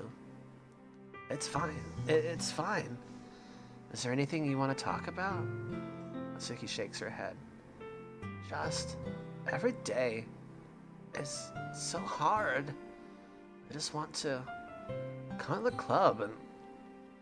Natsuki falls silent again. I can't press her, so I can only do what I know how to do. Alright. Well, I'll help clean this up. I'll move the rest of your manga for you. Pick up volume 2 of Parfait Girls. We'll set this one aside. This'll help cheer you up a bit, right? We can get started on it once I'm done here. Natsuki looks up with her glossy eyes. Her lip quivers. You're really nice to me. Huh? It sounds really strange coming from Natsuki. I didn't expect it at all. Well, just treating you like a friend, you know. Natsuki lowers her head and stifles another sob. I'm not sure what happened to her today, but being nice is the least I could do. The next couple minutes are silent between us as I begin gathering the scattered books. Make sure to slip them into the box in their correct order. After a little bit, Natsuki starts helping. It isn't long before we're done, and I hoist the box onto the shelf where Natsuki wanted to put it. Then, I get on the stool and quickly finish moving the rest of her books from the top shelf. Alright, that should do it! I help off the stool. Natsuki averts her gaze. Thanks. It's nothing. Natsuki's holding the volume I set aside in her hands. Alright, I'm ready. Good. Even if you weren't, I'd make you anyway. You're taking responsibility for what you said. The thing about cheering me up? If you insist. Aww. It's cute. We sit in the same spot as last time, and I open the second volume. Natsuki's mood quickly improves, laughing and pointing things out to me. She's surprisingly sharp, making note of a lot of subtle repeated jokes and background elements. In the end, I'm pretty impressed by how everything ties together in this manga. I guess Natsuki has got good taste after all. After some time, Monica gets her attention as usual, and it's time to stir poems again. Guess I'll be holding on to this for now. Yep. Even you sound more enthusiastic this time. Well, I'm starting to get into it, you know. Told ya. Yeah. I returned to my seat and slipped the book into my bag. Alright, who do I show my poem to first? Natsuki! Oh. Natsuki reads my poem. She keeps glancing at me, then back at the poem. By now, she must have read it more than once. Uh, is it that bad? No, it's not. It's good. It's really good, okay? There, I said it. This wasn't supposed to happen at all. Why can't you just be bad at this? My poems are supposed to impress you, not the other way around. You're trying to impress me? Obviously, you think I'd let you enjoy Yuri's writing more than mine? Give me a break. Well, in that case, what's the problem with me trying to impress you? I'll tell you, Natsuki's face freezes like she just realized something. You're trying to impress me? Natsuki vigorously scans her eyes over my poem one more time. The poem slips out of her hands and flutters to the floor. I have to use the bathroom. Red-faced, Natsuki quickly walks out of the room. Hey, Jason! Did you do something to Natsuki? I just saw her rush out like that. You didn't do anything terrible, did you? No. I just told her that my voice gets caught in my throat. There's no way I could tell Monika that I'm trying to impress Natsuki. Huh? Monika sees the poem lying on the floor and swiftly picks it up. She reads through it, her smile not fading from her face. I see. You wrote this for Natsuki, didn't you?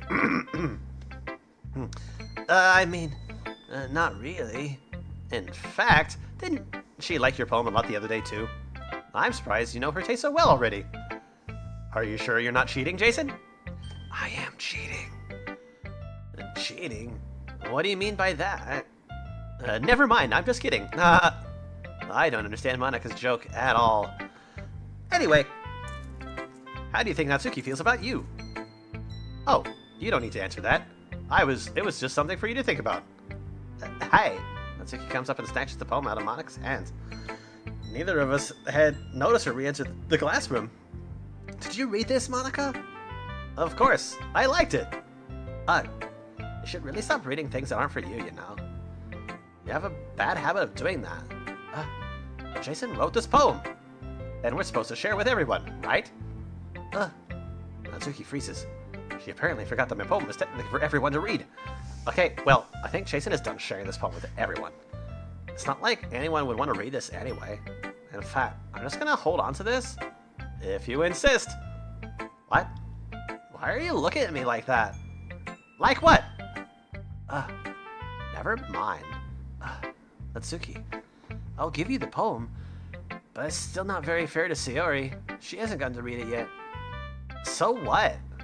Well, I guess Jason is right, Natsuki. It's not fair if you don't let everyone finish reading it. Fine. Natsuki returns my poem. It's not like she's gonna like it, though. Anyway, read my poem now. And no, I won't let you keep it. This is my only copy. I fucking love this poem. Amy likes spiders. You know what I heard about Amy? Amy likes spiders. Icky, wriggly, hairy, ugly spiders. That's why I'm not friends with her.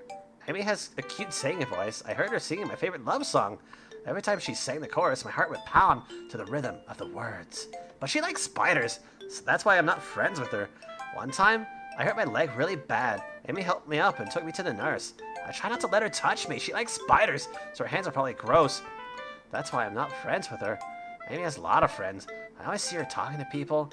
She probably talks about spiders. What if her friends start to like spiders too? That's why I'm not friends with her. It doesn't matter if she has other hobbies. It doesn't matter if she keeps them private. It doesn't matter if it doesn't hurt anyone. It's gross. She's gross. The world is better off without spider lovers. I'm gonna tell everyone. Oh gosh. Not bad, right? It's quite a bit longer than yesterday's. Yesterday's was way too short. I'm just warming up. I hope you didn't think that was the best I could do. No, of course not. Anyway, the message is pretty straightforward in this poem. I doubt I have to explain it. Sometimes you can explain complicated issues with much simpler analogies. It helps people realize how stupid they're being. Like, anyone who agreed that the subject of this poem is an ignorant jerk. Do you know the people like that? Of course. It's about how everyone thinks my... That doesn't matter. It can be about anything. I wrote it because I wrote it to be easy to relate to. Everyone has some kind of weird hobby or a guilty pleasure. Something you're afraid if people find out, they make fun of you or think less of you. But it just makes people stupid. Who cares what someone likes? As As long as they're not hurting anyone, it makes them happy. I think people really need to learn to respect others for liking weird things. Well, you're definitely right. At least I can relate to that. I'm sure a lot of other people can too. You know, I'm glad you can appreciate this kind of writing. I mean, I know I was talking about it yesterday, but I've been enjoying sharing my writing with you, so consider yourself lucky, okay? Well, thanks for being honest. What's that supposed to mean? I'm always honest. Jeez. Just look forward to tomorrow, okay? Alright, I will. She's cute. She's a good... Alright, Sayori! Oh, I like this one, Jason. It has some nice feelings in it. Ah, I'm glad. Does that mean it's better than yesterday's? Let me think. I don't know. I guess I like them both. That's not very helpful, you know. Well, I'm not very good at figuring out if poems are good or bad. But that's why I just go by my heart. If it makes me feel things, then it must be a good poem. I'm not sure that's exactly how it works. Then again, I guess conveying feelings is a pretty important part of this whole thing. Yeah, maybe. Honestly, I don't know what kind of writing you like in the first place. Yeah, me neither. Ugh. I don't at least try giving it some thought. Oh, you want to write something for me? That's so sweet. Yeah, right. But you're always thinking about other people. Sorry, excuse me.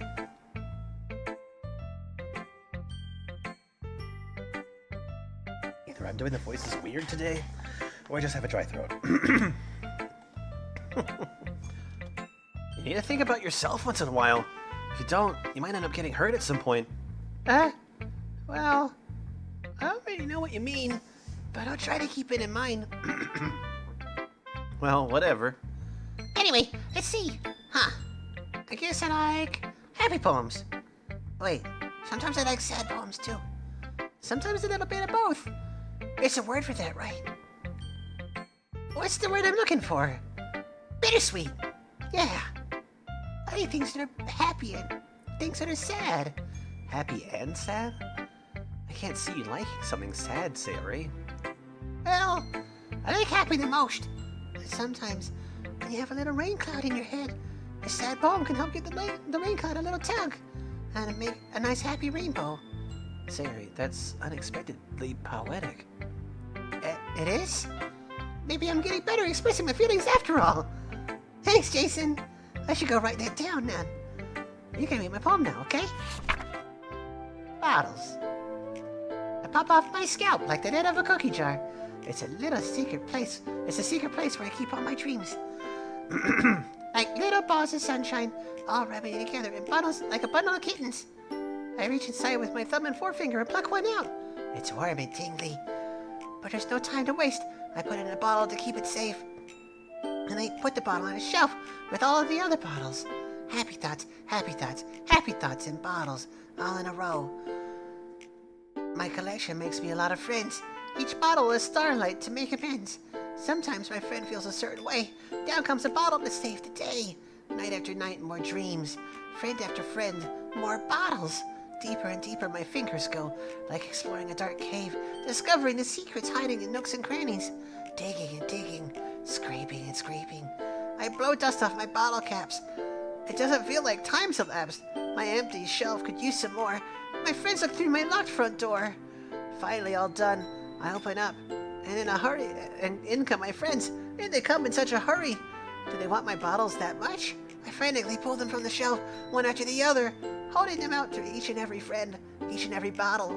But every time I let one go, it shatters against the tile between my feet. Happy thoughts, happy thoughts, happy thoughts in shards, all over the floor. They were supposed to be before my friends who aren't smiling. They're all shouting, pleading, something. But all I hear is echo, echo, echo, echo, echo inside my head.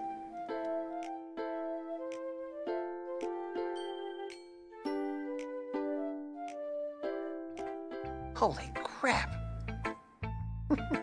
Sayori, did you really write this? Of course I did. Didn't I tell you yesterday I was gonna write the best poem ever? Yeah, but, I mean, I didn't expect something like this coming from you. Monica taught me a whole lot, and I've been really in touch with my feelings recently. I see that. It's almost kind of creepy. Creepy? Well, not exactly. Maybe because I'm not used to you being... maybe because I'm so used to you being cheerful. Well, never mind. I'm thinking too hard about it. The point is, it came out good, so you should be proud of it. Oh, thanks. I feel like I was meant to express myself this way. It even helps me understand my own feelings a little bit better. Writing's like magic. You've gotten pretty passionate about this, huh? I hope you keep it up. Yeah! Writing is the best.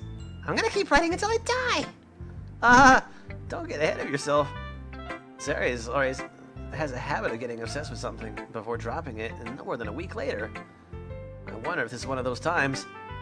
Seeing the passion in her eyes makes it hard for me to be too pessimistic. Alright, let's talk to Yuri.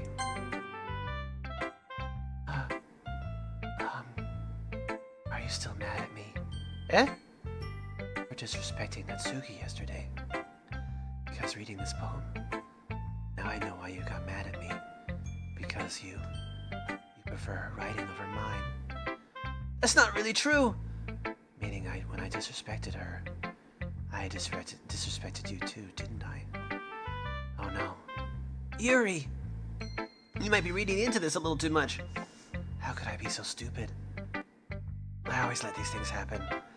Whenever I think before I speak, I just come off as awkward and unlikable. But if I speak without thinking, the things I want to keep inside come out and make people hate me. So please, don't force yourself to be around me. I know this is what Monica wants, but it's not fair to you when you could be enjoying your time with Natsuki and Sayori. Yuri! Please, it makes it easier for me if you don't express any concern. Besides, I have my books with me.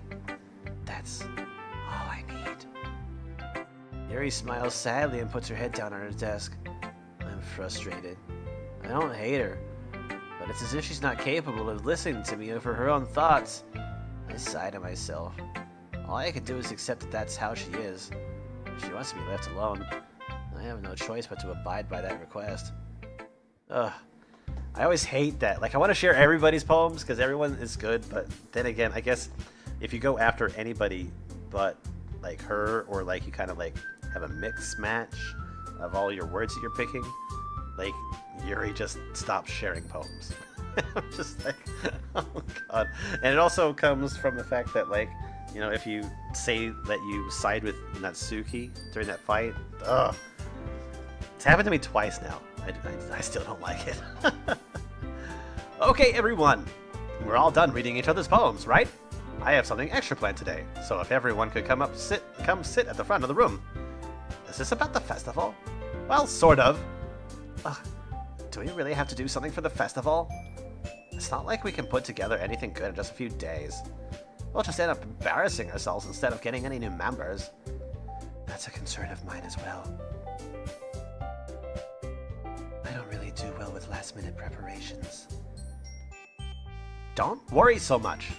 We're going to keep it simple, okay? We won't need much more than a few decorations. Sayori has been working on posters, and I've designed some pamphlets we can give out during the event. Okay, that's great and all, but that doesn't tell us what we're actually going to be doing for the event. Ah, sorry, I thought you heard about it already. We're going to be performing. Performing? Monica. Yeah, we're going to be having a poetry performance. Each of us are going to choose a poem to recite during that event. But the cool part is, we're also going to let anyone else come up and recite poems too. Sayori is putting it all on the posters in case anyone wants to prepare ahead of time. Ha! Sayori, who's been coloring a poster, holds it up for us to see. Are you kidding me, Monica? You didn't already start putting these posters up, did you? Well, I did. Do you really think it's that bad of an idea? Well, no. It's not a bad idea. I didn't sign up for this, you know. There's no way I'm going to be performing in front of a group of people like that. I agree with Natsuki. I could never in my life do something like that. Imagining it, Yuri shakes her head in fear. Guys. No, Sayori. I understand where they're coming from. Remember that Natsuki and Yuri have never shared their poems with anyone until just a couple days ago. It's a lot to ask for them to recite their poems out loud to a whole room full of people. I guess I kind of overlooked that. So, I'm sorry. But I still think we should give it our best. We're the only ones responsible for the fate of this club. If we start the event and each put on a good performance, then it will inspire others to do the same. And the more people who perform, the better we'll be able to show everyone what literature is all about. Yeah! It's about expressing your feelings, being intimate with yourself, finding new horizons, and having fun. That's right. And it's those reasons that we're all here in this club today. Don't you want to share that with others? To inspire them to find the same feelings that brought you here in the first place? I know you do. I know we all do. And if all it takes is standing in front of a room for 2 minutes and reciting a poem, then I know you can do it. Natsuki and Yuri remain silent. Sayori looks worried. I guess that leaves me no choice. I agree. I don't think it's too much to ask. I think that Sayori and Monica have been trying really hard to get new members. The least we can do is help them out a little bit. Well, maybe, but... looks like Natsuki doesn't have any arguments left. Okay, fine. I guess I'll just have to get it over with. Alright! Yeah. That's Natsuki. What about you, Yuri?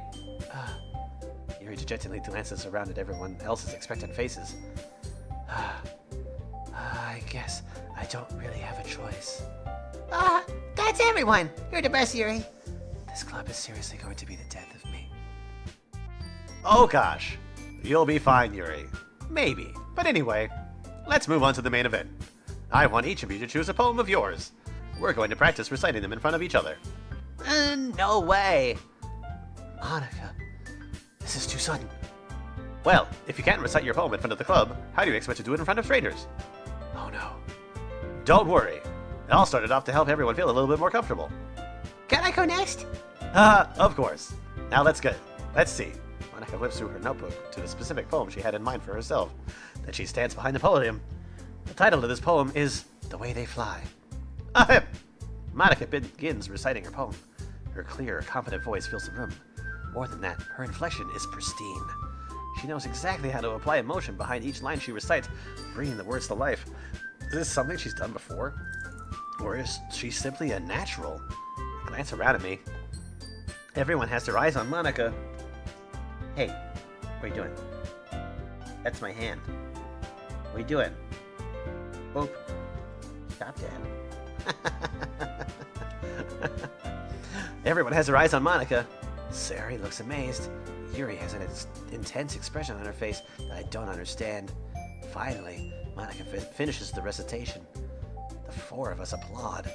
Monica takes a breath and smiles. That was so good, Monica. Aha! Thank you very much. I was just hoping to set a good example. Are you ready to go next, Sayori? I'll go next. Ugh. Yuri's all fired up all of a sudden. Yuri clutches a sheet of paper between her hands and stands up. Keeping her head down, she walks quickly over to the podium. This poem is called... Yuri anxiously glances at each of us. You can do it, Yuri! It's called After Image of a Crimson Eye. Yuri's voice shakes as she starts to read the poem. Just a moment ago, she practically refused to do this. Why is she so suddenly putting in so much effort? As Yuri gets past the first couple of lines, her voice changes. It's almost like what happens when Yuri gets absorbed into her books.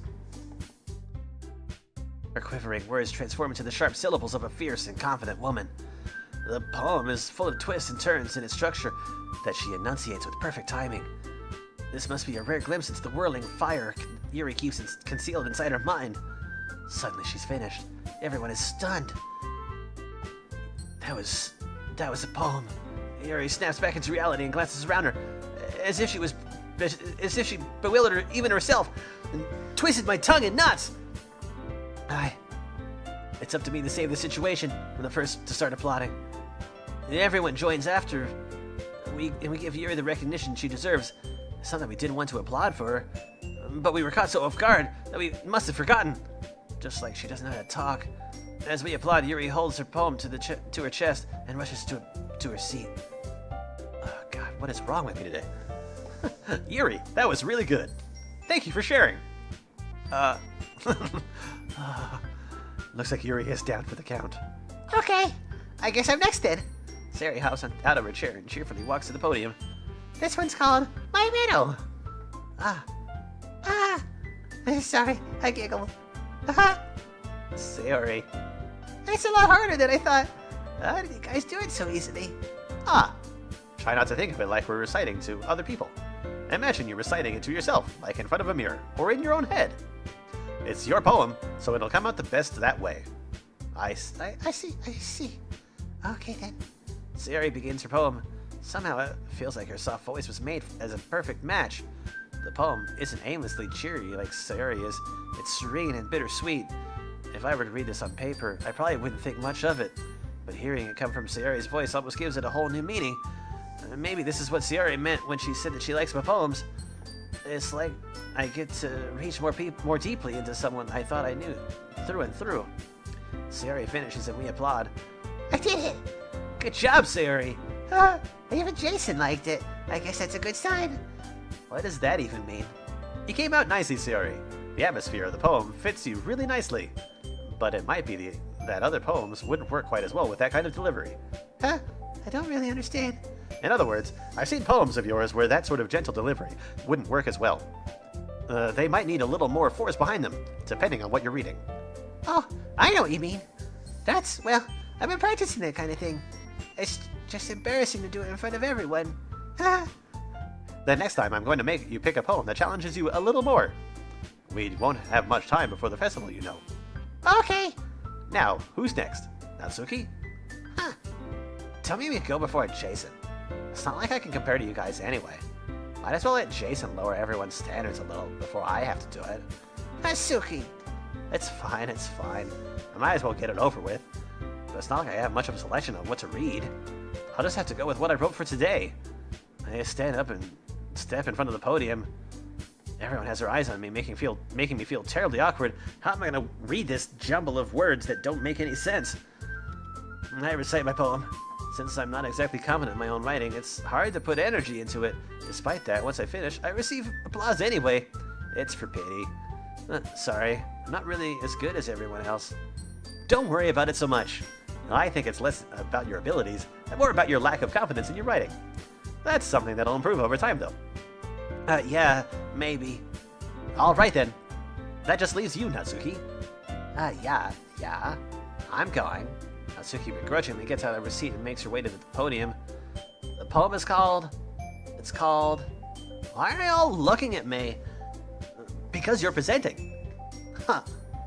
Anyway, poem's called Jump. Natsuki takes a breath.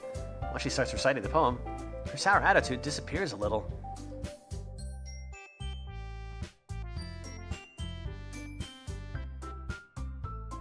While she's a little unenthused, her poem has a rhythm and a rhyme to it. It's Natsuki's trademark style, and it works surprisingly well when spoken aloud. The words feel like they bounce up and down, as if giving life to the poem. Natsuki finishes, and everyone applauds. She huffs back to her seat. That wasn't so bad, was it? Easy for you to say. You'd better not make me do that again. Well, do you at least feel prepared enough to recite the poem in front of other people? I mean, doing it in front of other people will be way easier. I can put on whatever face I want for other people. But when it's just my friends, it's just embarrassing. That's a surprise, Natsuki. I think it would be the other way around for me. Well, that's just how it is, so... Well, I guess, in that case, you won't have much to worry about for the festival. That said, I want to thank everyone for coming through. It might be hard, but I hope that you all have an idea of what it's like now. Make sure you pick a poem and get enough practice before the festival, okay? I'll be making pamphlets, so let me know ahead of time what you'll be reciting. Jeez, I should probably find some other poem to recite instead. That's fine too. It doesn't have to be your own. I'm already pleasantly surprised that you're putting in all this effort for the club. It makes me really happy. Stare. Yeah, no problem. Man, I feel uncomfortable when she looks at me like that. Jesus, all I did was put some words on a page. Okay, everyone. I think that's about it for today. I know the festival is coming up. Let's try to write poems for tomorrow as well. It's been working out really nicely so far, so I'd like to continue that. As for the festival, we'll finish planning tomorrow, and then we'll have the weekend to prepare. Monday's the big day. I can't wait. I can do this. I can do this. All right. I stand up. There's no way I'll be able to find the same enthusiasm as Sayori and Monica, but I'll do my best to get through it. It's for the sake of the club. I'm impressing Monica. I'll have to do my best. Ready to go, Sayori? Ready to go, Sayori? I read in the correct voice. Yeah. Look at you two. Always gone home together like that. It's kind of adorable, isn't it? Jeez, guys. Don't make such a big deal out of it. It must be a little nice, though. Well, how am I supposed to respond to that? It's okay, Jason. You don't have to say it. Whatever, let's go already. I walk home with Sayori once more. Even though it's only been a few days, a lot of things have already changed. But today, Sayori's being a little quieter than usual on the way home. Hey, Sayori! Oh, sorry. I was spacing out. Oh, no wonder. I was thinking about something from earlier. I like how we get to... Sayori fumbles with her words. So, let's just say one day, Natsuki has to walk home with you. Huh? Well, what would you do? What kind of question is that? You're kind of putting me on the spot here. Well, I would walk home with Natsuki because I hate you and I want you to die. Walking home with Natsuki, huh? Why does the thought of that make my heart pound? I mean, I think I would be afraid of what she'd do to me if I turned her down. Is she so cute and fun to be around? That has nothing to do with what I just said. You admitted it. Jeez. There's not even any point in speculating something that's never going to happen. Well, baby, I just like to think about it. It's not long before you won't need me anymore, you know? Need you? Sayori, I can't figure out how you're seeing things in your head right now. Sorry. Everyone is different. Nobody in the club is a replacement for you. If you say so. The conversation trails off and I'm left feeling awkward. It was kind of her fault for trapping me with such a weird question. I can't just lie to her. But if there's something that makes her happy, I'd hate to take that away from her. That's why I said there's no point in speculating. Then again, the festival is only a few days away. Who knows what'll happen in that time? More depressing Sayori because I'm chasing after some other tale. Okay, let's write another poem for Natsuki. Doki Doki. Jump. Skirt. Katie. Chocolate. Oh, crap.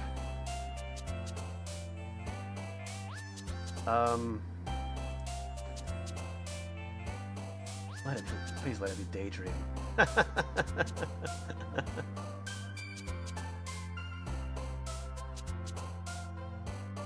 don't think it is, though.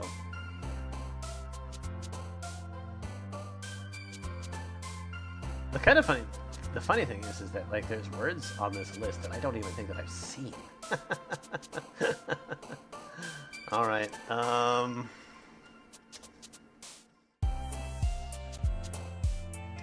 Nope, that's definitely not it. Not that one either. Nope. A lot of these words are actually for Yuri, when you come to think about it. I think it's like mostly Yuri, then Sayori.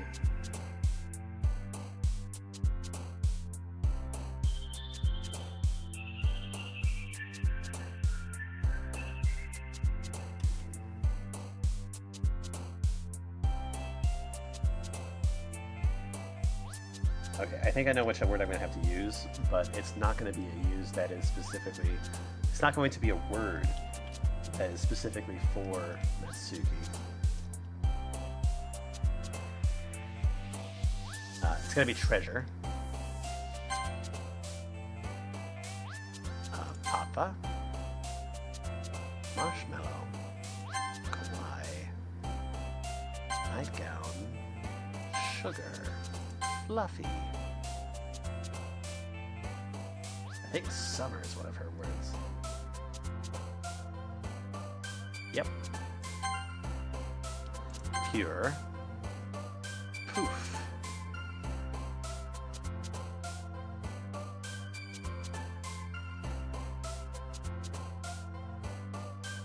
Cute. Cute, right?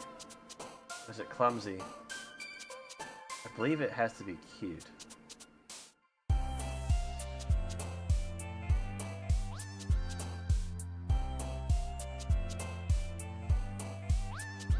Cute. Bester! Milk. And then parfait. Boop. Kitty. Okay, good. Another great poem for Natsuki. Aw, man. I'm the last one here again. Don't worry, I just walked in too. Were you practicing piano again? Yes. You must have a lot of determination. Starting this club and now picking up piano. Well, maybe not determination, but I guess passion. Remember that the club wouldn't be here if it wasn't for all of you. And I'm super happy that you're all willing to help out for the festival, too. I can't wait for the festival. It's gonna be great. Weren't you complaining about it yesterday, Natsuki? Well, yeah. I'm not talking about our part of the festival, but it's a whole day of school where you get to play and eat all kinds of delicious food. You sound a bit like Sayori all of a sudden. Monica, do they usually have fried squid? Squid? That's a pretty specific thing to look forward to. Oh, come on. Are you saying you don't like squid? You of all people. I didn't say I didn't like it. Besides, what do you mean by you of all people? Because it's right in your name. Monica. Huh? That's not how you say my name at all. Also, that joke makes no sense in translation. Huh? Never mind. Let's just focus on our own event for today. Fine, fine. Your reactions aren't as fun as Yuri's or Sayori's anyway. Excuse me. Where is Sayori anyway? Oh, there you are. Sayori is sitting at a desk in the corner of the room, looking down at nothing. I walk over to her. Hey, Sayori. I wave my hand in front of her face. You're spacing out again. Sorry. Don't mind me. You can talk to everyone else. Huh? Is everyone okay? Is everything okay? Are you okay? Are you okay, Sayori? Oh, of course. Why wouldn't it be? It just feels like you're a little off. Sorry for assuming things. Jeez, you worried too much about me. I'm fine, see? Sayori shows me a big smile.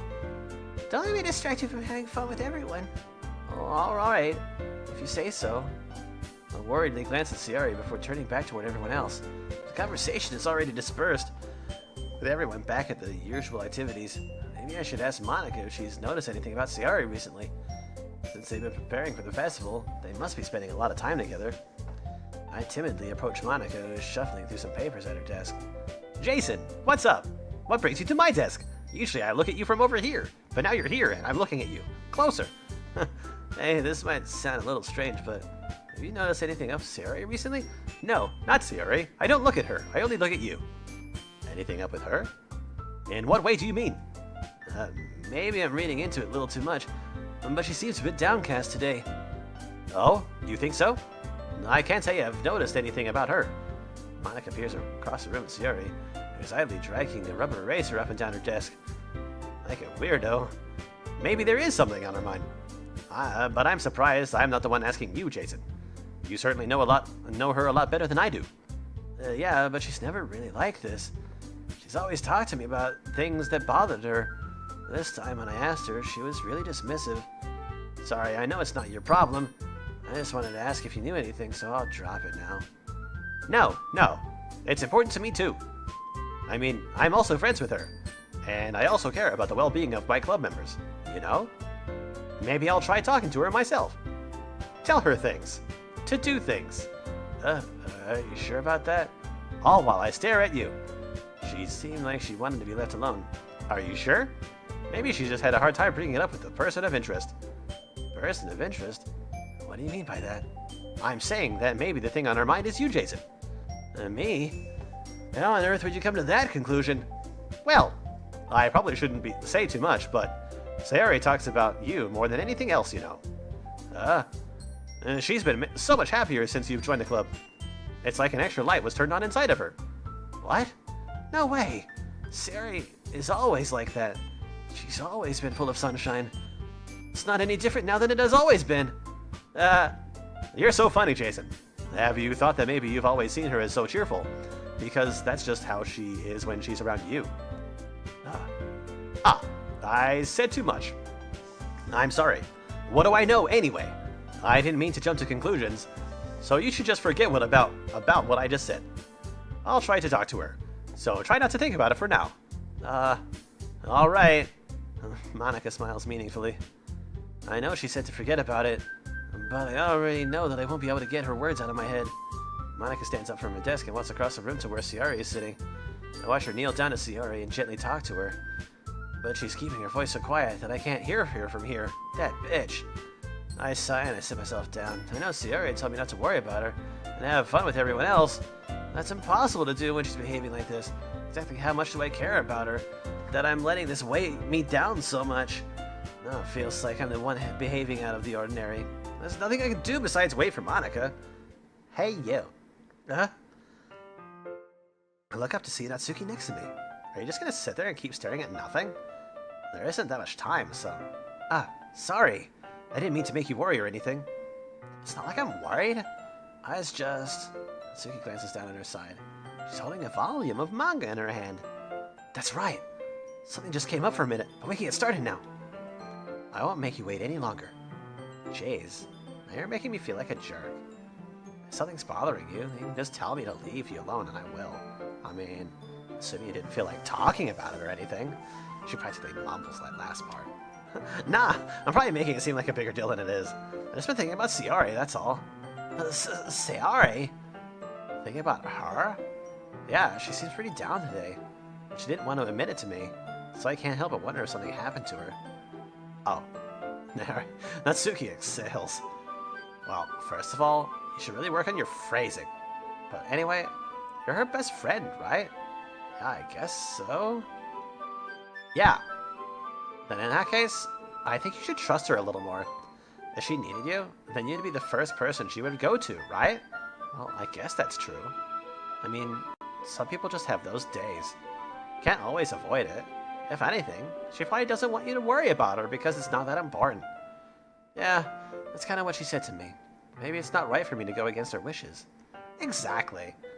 If she needs you to worry about her, then it'll be a lot more obvious. Yeah, I should have thought of it that way from the start. Natsuki fiddles with the book she's holding in her hands. Shay really means a lot to you, doesn't she? Don't get the wrong idea or anything. We've just been friends for a really long time. It's normal to be worried about your friends. I mean, you're worried about me, so... I was not. Chase, if you're fine, let's hurry and get started already. Yeah. Gotcha, Natsuki. You can boss me around. Okay, everyone. After some time passes, Monika calls out to the club room. Why don't we share our poems now? Before I know it, everything is back to normal. Everyone goes to retrieve their poems, and I do the same. I make eye contact with Monika, and she smiles at me. I wonder what she was talking about with Sayori. Telling her things. Who should I show my poem to first? Oh, Natsuki. Let's see. You're certainly enthusiastic today. Of course. You know I like your writing. I'm just surprised. It seems like you had a lot of trouble admitting that before. Well, of course. I just had to put you in your place a little bit. It's not like... it's not like I was shy or anything stupid like that. Or jealous. I really wasn't jealous. Just because you happen to be a good writer? That's such a dumb thing to get jealous about.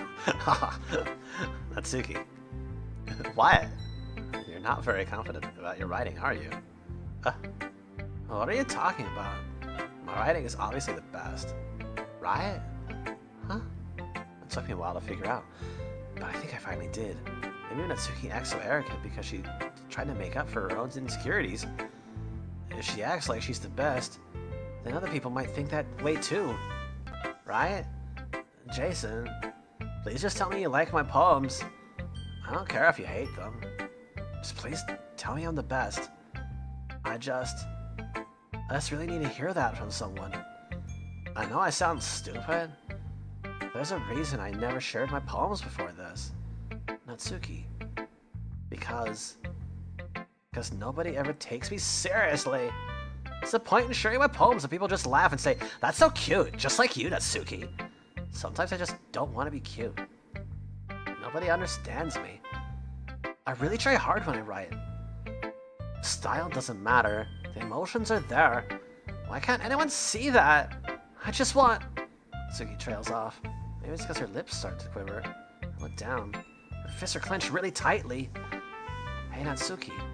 If you're not careful, you'll rip your own poem. I gently grab the poem with my own hand until she relaxes her grip. I place it flat in the desk and smooth out the wrinkles that she put into it. Don't read it! Before I can pick it back up, Natsuki snatches the poem up from the desk. It's not any good. And I know you hate my poems. So you don't have to read this one, okay? But I want to read it. Why? Because I like your poems.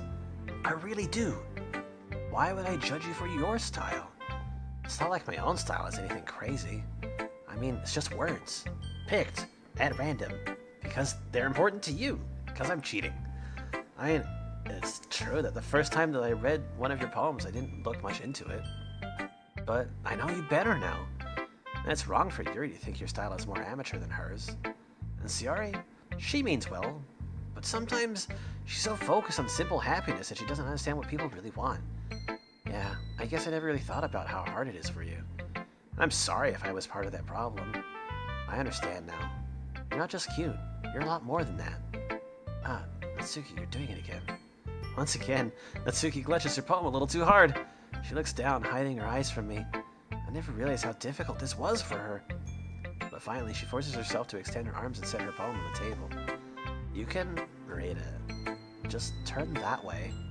I don't want you to look at my face right now. Okay, I will. And, this is just like the sweetest poem. Because you. Tomorrow will be brighter with me around. But when today is dim, I can only look down. My looking is a little more forward. Because you look at me. When I want to say something, I say it with a shout. But my truest feelings can never come out. My words are a little less empty because you listen to me. When something is above me, I reach for the stars. But when I feel small, I don't get very far. My standing is a little bit taller because you sit with me. I believe in myself with all of my heart. What do I do when it's torn all apart? My faith is a little bit stronger because you trusted me. My pen always puts my feelings to the test. I'm not a good writer, but my best is my best. My poems are a little bit dearer because you think of me. Because you. That's so sweet. Thanks, Natsuki. I really liked your poem. Why are you looking at me like that? If you don't like it, then just say it. I won't get mad. No, it's not that I didn't like it. It was just a little surprising to read. Or I guess I'm not used to hearing such nice things coming from you. Don't just say that, dummy. What do you think the point of writing is? Expressing things that you just can't say?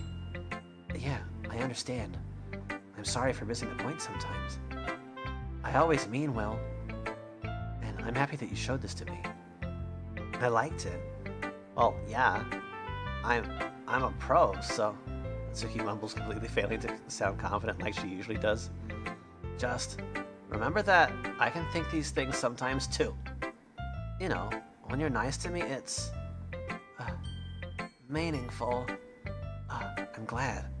Sensing Natsuki is satisfied, I start to hand the poem back to her. But as I do, Natsuki takes my hands and pushes them back away. Her small, soft hands surprise me with their assertion. I don't want it. Why not? I just don't. Jeez. I realize what Natsuki is doing. Unable to be honest, she's trying to give me the poem in a roundabout way. Well, in In that case, I'm going to keep it. Instead of teasing her, I choose to go along with it. Good. If you didn't, I would, never mind. I'm just glad that you want it. Natsuki backpedals on her words and leaves it at that. Despite her best efforts to hide her expression, I can see her faintly smiling to herself. That's all for now, so go put it away before someone sees it, okay? Yeah, I'll go do that. With that, I return to my seat so they can put away Natsuki's poem. Aw, so cute. Alright. Monika? Hi, Jason. Have you thought about what you want to submit to perform at the festival? Well, being in this club is one thing, but performing in front of a bunch of people, I'll have to give it some more thought. Okay. No pressure. But whatever you do, I'm sure it'll turn out great. It would also make me happy to see. Anyway, let's take a look at today's poem. Sure. Let Monika take the poem I'm holding in my hands. Sticking with the Natsuki style once more, I see. You really like Natsuki, don't you? That's... Oh, come on, Jason. It's awfully suspicious, you know. Spending time with her in the clubroom every day, pretending to like the manga that she's into. You know how Natsuki is. If I don't indulge her, she'll just end up hating me. Eh? No, I think you're misunderstanding, Jason. It's not like Natsuki just hates anyone who doesn't give her what she wants. Yes, she's assertive, but she's not that selfish. She's not shellfish. She's not a crab. In fact, I think you're the only one who's indulged her as much as you have. Is that so?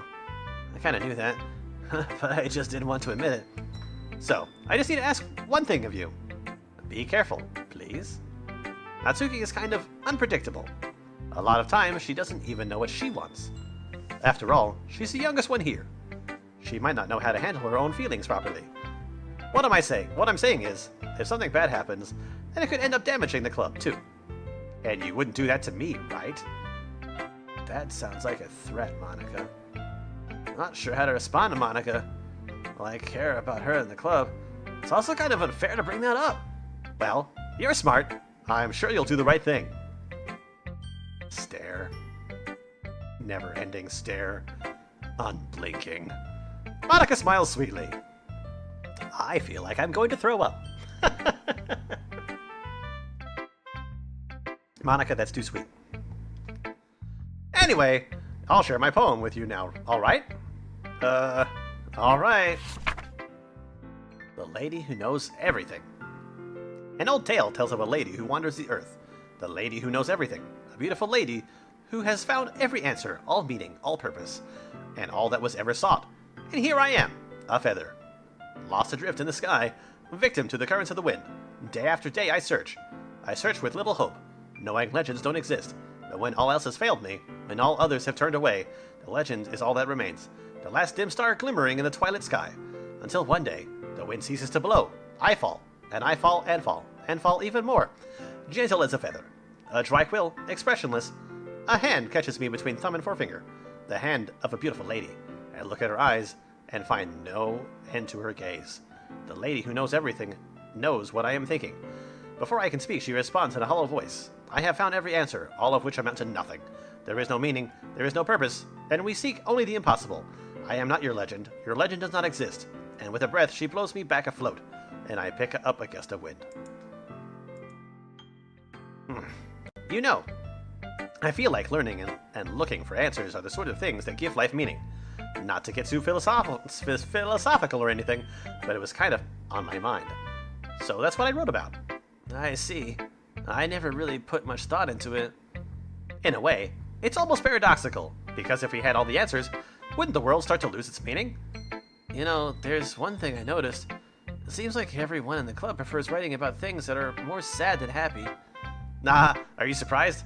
I mean, if everything was okay, we wouldn't have anything to write about, would we? Humans aren't two-dimensional creatures. I think you know that better than anyone. You mean one-dimensional? Ah, yeah, that!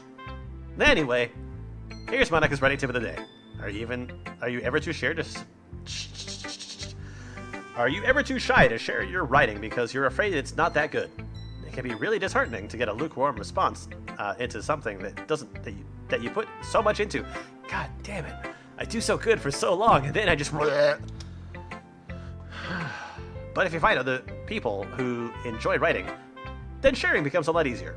Because instead of just telling you that your writing is good, or okay, or bad, they'll want to focus more on everything that went into it, and the things that you can work on. It's much more encouraging that way, and it will make you want to continue improving. It's almost like having your own little literature club, don't you think? That's my advice for today. Thanks for listening. I think I just have a hard time with her voice because I try to put, like, such confidence into it. Oh, I wish that I could... that's another thing. Anyway, that's fine. No spoilers. Not really. I guess this whole thing is spoilers. Yuri, you gonna do anything? Yuri doesn't look too enthusiastic about spending time with me. I guess if she changes her mind, she'll come to me. But I should leave her be for now. Oh, that makes me so sad because Yuri's actually a very nice girl. I like her a lot too. You're next, Yuri. You're next.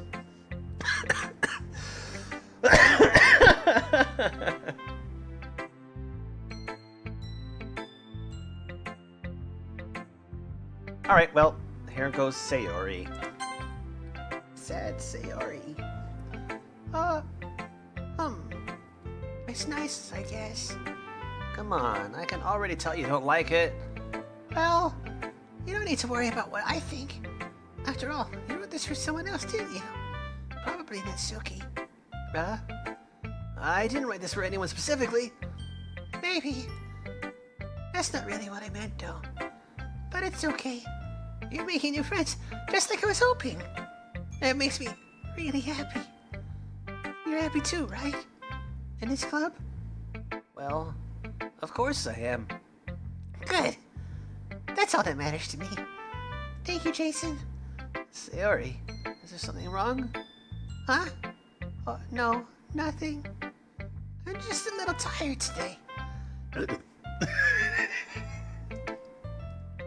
I burped. Alright. Just tell me if you need anything. I will. Don't worry about me, okay? You can go play with everyone else now. If you insist. Yay! I'm gonna go home a little bit early today. Sayori. Tell Monica I wasn't feeling well, okay? I'll see you tomorrow. Before I can say anything else, Sayori cheerfully walks out of the classroom humming to herself. Okay, you three. We're all done sharing poems, right? Why don't we start figuring out... Hold on a second. Is it just me? Or did you say something strange just now? Huh? Something did sound a bit unusual. That's right. You deviated from your usual catchphrase when addressing the club. Catchphrase?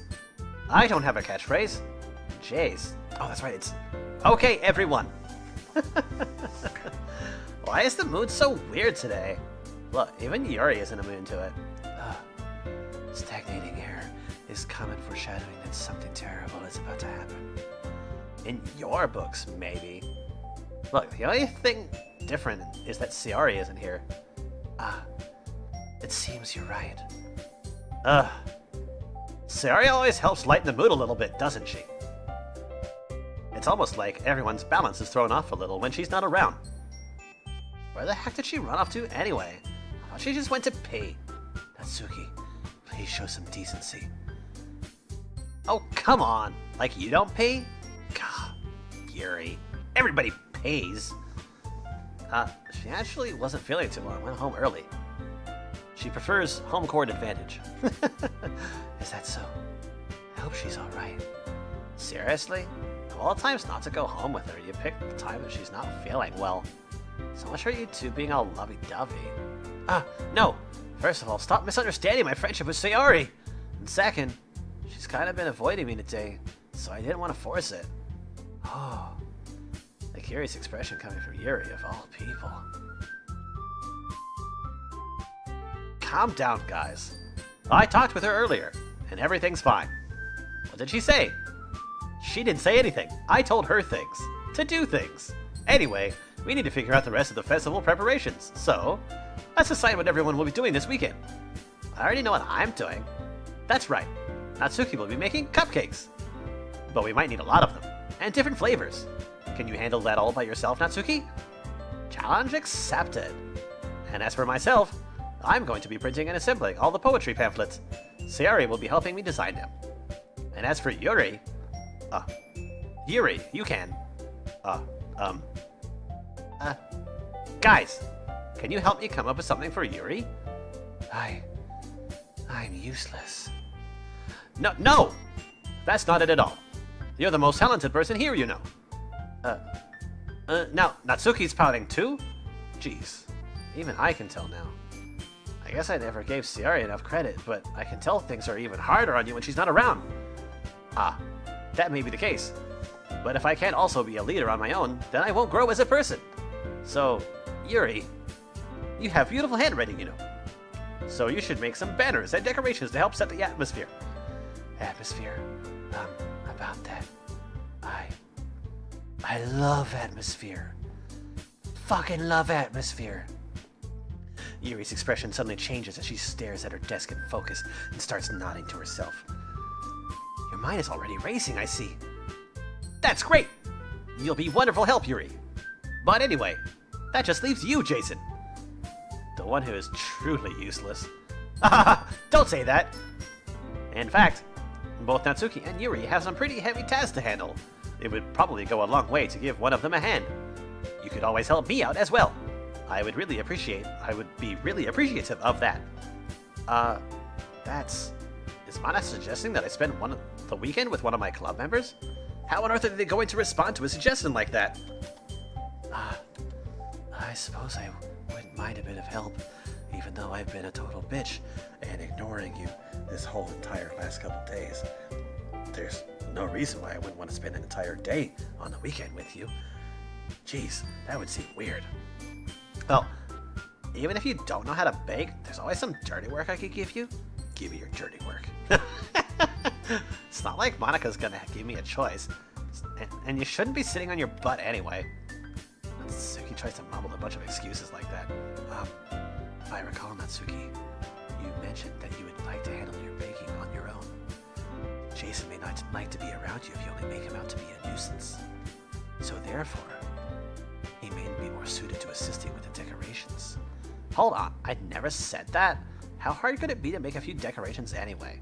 Sounds more like you're just making excuses for Jason to. What are you saying? It will be extremely meticulous work. And baking isn't? Just what do you think? Guys! Let's settle down for a moment. In the end, I think it's up to Jason to decide how he'd like to contribute. Besides, he hasn't really gotten a chance to spend any time with me yet, you know? It's because you stare at me, and I don't want to spend time with you. Because you're creepy. So I'm sure he's interested in... You literally just said. I'm surprised as well. Sorry. I was just saying, though. Jeez, can we just settle this already? Yeah, Jason, you're okay with this, right? In the end, it's up to you. Of course. Huh. Very well. In that case, everyone looks straight at me. But of course, I'm going to go with... just Natsuki. Well, baking sounds like it could be fun. And you guys made it sound like a lot of work, so it could probably use 2 people. Don't worry, baking is a ton of fun. You'll definitely agree. Eh? Just a minute ago, you were saying that... That's because... never mind, okay? Well, anyway, you'll be fine by yourself, right, Yuri? Of course. I'm used to it, after all.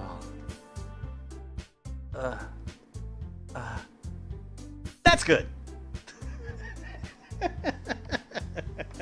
You loner. Go sit in a dark room by yourself. Even though Yuri is being melodramatic, it's a little hard not to feel bad. So that's everything, right? Anything else we need to talk about? No, I think that's it. Are you guys excited? Yes! Yes! Yes, Queen Slay! Everything except for the performance is gonna be awesome. I don't think that really counts. What about you, Jason? Me? I guess you could say I'm interested in to see how it'll turn out. That's good enough for me. What about you, Yuri? Yuri? She's still sulking. Natsuki starts pouting too. It's not that big of a deal or anything. Well, it might not just be that. Huh? I think Yuri might be feeling a little underappreciated in general. Having to come up with something for her to do, and then nobody offering to help? That doesn't mean... Natsuki glances back and forth between everyone with a worried expression. Look, Natsuki goes over and puts her hand on Yuri's shoulders. Yuri, you really are the most talented one here. And you're gonna help make the event a lot more fun and welcoming. I mean, the cupcakes will probably help a lot too, but you're gonna make the atmosphere special. That'll be really important for the way that people feel during the performances. So, you need to stop being dumb and give yourself a little more credit. Natsuki releases her hands and turns around to face the other direction. You didn't really mean that, did you? Not really, but Yuri isn't the only one surprised. Monica and I are also taken aback by Natsuki's words. Natsuki, of all people, to be saying such encouraging things. But I begin to understand. Natsuki was trying to sound like Sayori. Even if it didn't work perfectly, I can tell that she tried to say something Sayori would say at a time like this. Because Sayori always helps everyone smile and feel good about themselves. I'm sorry for being dumb. I'm going to do my best. All of us are going to make it a really great event. Yeah! I hope to see everyone do their best. But with that, there's nothing more for today. So I guess it's time for us to head out. Okay, but I'm staying here a little bit longer. I barely got to do any reading today, so fair enough. There's nothing wrong with that. Everyone packs up their things. I start to follow Monica and Yuri out the door as they chat between each other. Where do you think you're going? You're gonna stay right here, and we're gonna have a little private lesson. Huh? We still need to figure out our plans for this weekend. You literally would have gone home and realized that you didn't have even have a way to contact me. Oh, that's true. I have no idea how that slipped my mind. Jeez, good thing I stopped you. Come here in this closet. Let me stop you some more. I'll give you my number, okay? You better not make it weird or anything. Why would I do that? Huh. Natsuki gives me your number. Okay, I'm coming over on Sunday. I'll bring all the ingredients. Wait, you're coming over to my house? Well, yeah. What's wrong with that? I mean, I just figured that since I'm the one helping, I'd be going over to your house. Yeah, right. Like I could have a guy over at my house. My dad would kill me. Really? That's kind of strict if you ask me. Yeah, how do you think I feel? I can't do anything when my dad is home. Anyway, I just need to complain for a second. We have each other's numbers now, so that's all I need from you. I guess I'll text you when I'm coming over. Alright, fine by me! Yeah, I'm really gonna show you why I love baking so much, so you better look forward to it. Oh? Did you just say you were going to give me the dirty work? Well, I was just saying that, so like I'd act, like, in front of everyone, that I was looking forward to this. Wait, really? Well, kind of. Just because I never got to bake with somebody else before. That's all it is, so... Alright, I get it. Sorry for overreacting. Anyway, I'll be heading out now. See you on Sunday. Never mind. Oh, she wanted me to stay and read with her. I should have done that.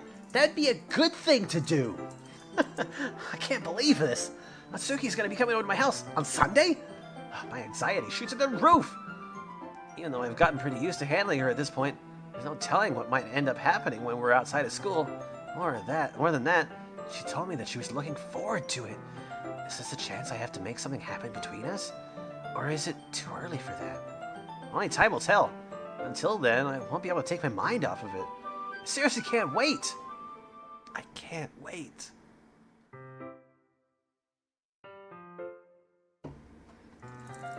It's already Sunday.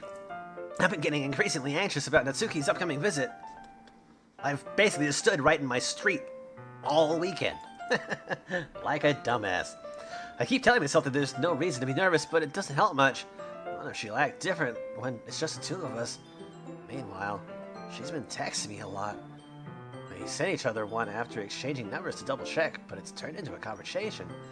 She's almost a different personality on the phone, using tons of emoji and cute language. She also really likes complaining about things. I kinda saw that one coming. But putting Natsuki aside, I haven't heard anything from Sayori since she left club early the other day. It's not like we text each other all the time or anything, but I've been worried about her in the back of my mind. Between what Sayori said and what Monica said. Monica said nothing. Is it really okay for me to put Sayori's feelings aside when she might need me? I decide to visit Sayori before Natsuki comes over. Rather than asking, I simply tell her, I'm coming over! Much like we've done in the past. Once I reach Sayori's house, I knock on the door before answering it myself. Again, we used to play so often that I made it a habit of simply entering each other's house like we were family. The house is quiet. Sayori isn't anywhere on the first floor, so I assume she's up in her room. It's already strange of her not to run down and greet me. I head up to her bedroom, where I finally found her. Sayori? Hi, Jason. I sit down in her room. Sayori forces a smile, but it's easy to tell that she's different. There's a minute of a silence between us. You haven't come over like this in a long time, have you? I guess you're right. It has been a long time. Not much has really changed, has it? Sayori's room is as messy as it's always been. I also recognize the same stuffed animals and wall decorations that she's had for years now.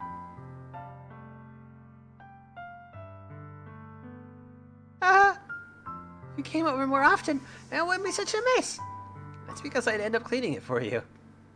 How come you just suddenly wanted to come over today? Aren't you supposed to see Natsuki today? Yeah, but... Wait! How did you know that? Sayori had already left by the time we decided that last meeting. Monica told me. It's only natural for her to keep me informed about the festival preparations, right? Ah, that's true. But what about you? Aren't you going to be helping Monica today? Of course! I'm just helping her online. We didn't plan to meet up or anything. So it's just me and Natsuki then. Yep. There's more silence between us. Sayori stares in a random direction. Everything about her behavior is really uncharacteristic. I finally get to the point. I just wanted to see how you were doing. After you left on Friday, when something's wrong, you can't hide it from me. I know you too well. So, Sayori smiles, shaking her head. That's no good. Huh? I can't just be like it's always been. This is all my fault. If I didn't get so weak and accidentally express my feelings, if I didn't make that stupid mistake, you wouldn't have been worried about me at all. You wouldn't have come here. You wouldn't have even been thinking about me right now. This is just my punishment, isn't it? I'm getting punished for being so selfish. I think that's why the world decided to have you come over here today. It just wants to torture me. Sayori! Grab Sayori by the shoulders. What on earth are you saying? Are you listening to yourself right now? I know something happened to you. There's no other explanation for you to be like this. Tell me already. Until I know, I won't be able to stop thinking about it. Sayori gives me an empty smile. You really put me in a trap, Jason. But you're wrong. Nothing happened to me. I've always been like this. You're just seeing it for the first time. Seeing what? What are you talking about, Sayori? You're really just gonna make me say it, aren't you? I guess I have no choice this time. Thing is, I have really bad depression my whole life. Did you know that? Why do you think I'm late to school every day? Because most days, I can't even find a reason to get out of bed. What reason is there to do anything when I fully know how worthless I am? Why go to school? Why eat? Why make friends? Why make other people put their energy and caring to waste by having it spent on me? That's what it feels like. So I just wanted to make everyone happy, without anyone worrying about me. I'm in shock. I can't even figure out how to respond. How is it possible that Sayori kept this from me the entire time that I've known her? Did she really want so badly for me to just not think about her? Why, Sayori? Why is it that you've never told me about this? It almost feels like I've been betrayed as your close friend. Because if I knew, I would have done everything I could to support you. Even if there's only so much I could do, I would have tried a little bit harder to make every day a little better for you. That's why I'm your friend. All you had to do was tell me. You don't understand at all, Jason. Why do you think I didn't tell you? Because if I told you, then you would have to waste effort caring about me instead of doing important things. I don't want to be cared about. It's bittersweet when people try to care about me. It feels nice sometimes, but it also feels like a bat being swung against my head. Ah! That's why I wanted so badly for you to make friends with everyone else. Helping everyone be happy together is the best thing for me. And then I discovered something else too. See, you make friends and get closer with everyone in the club. It feels like a spear is going through my heart. So that's why I decided the world just wants to torture me. Every path leads to nothing but hurt. Ah! You're right that I don't understand. I don't understand your feelings at all, Sayori. I don't need to understand. Whatever it takes for me to help you stop hurting, that's what I'll do. No, Jason. There's nothing. Nothing at all. The only thing that could have helped is if everyone could be like it, if everything could be like it always was. But I was selfish. I finally showed you what a horrible person I am. Tears streaked down Sayori's face. I made you join the literature club because I was selfish. I was punished by my heart hurting in a way that I couldn't understand. And now that you're here, you came here, I made you hurt too. You're just weak and selfish. That's all I am. And that's why I'm going to accept these punishments. Because I deserve every last one. Not thinking, I once again grabbed Sayori's shoulders. This time I pull her into a tight embrace. Ah, Jason.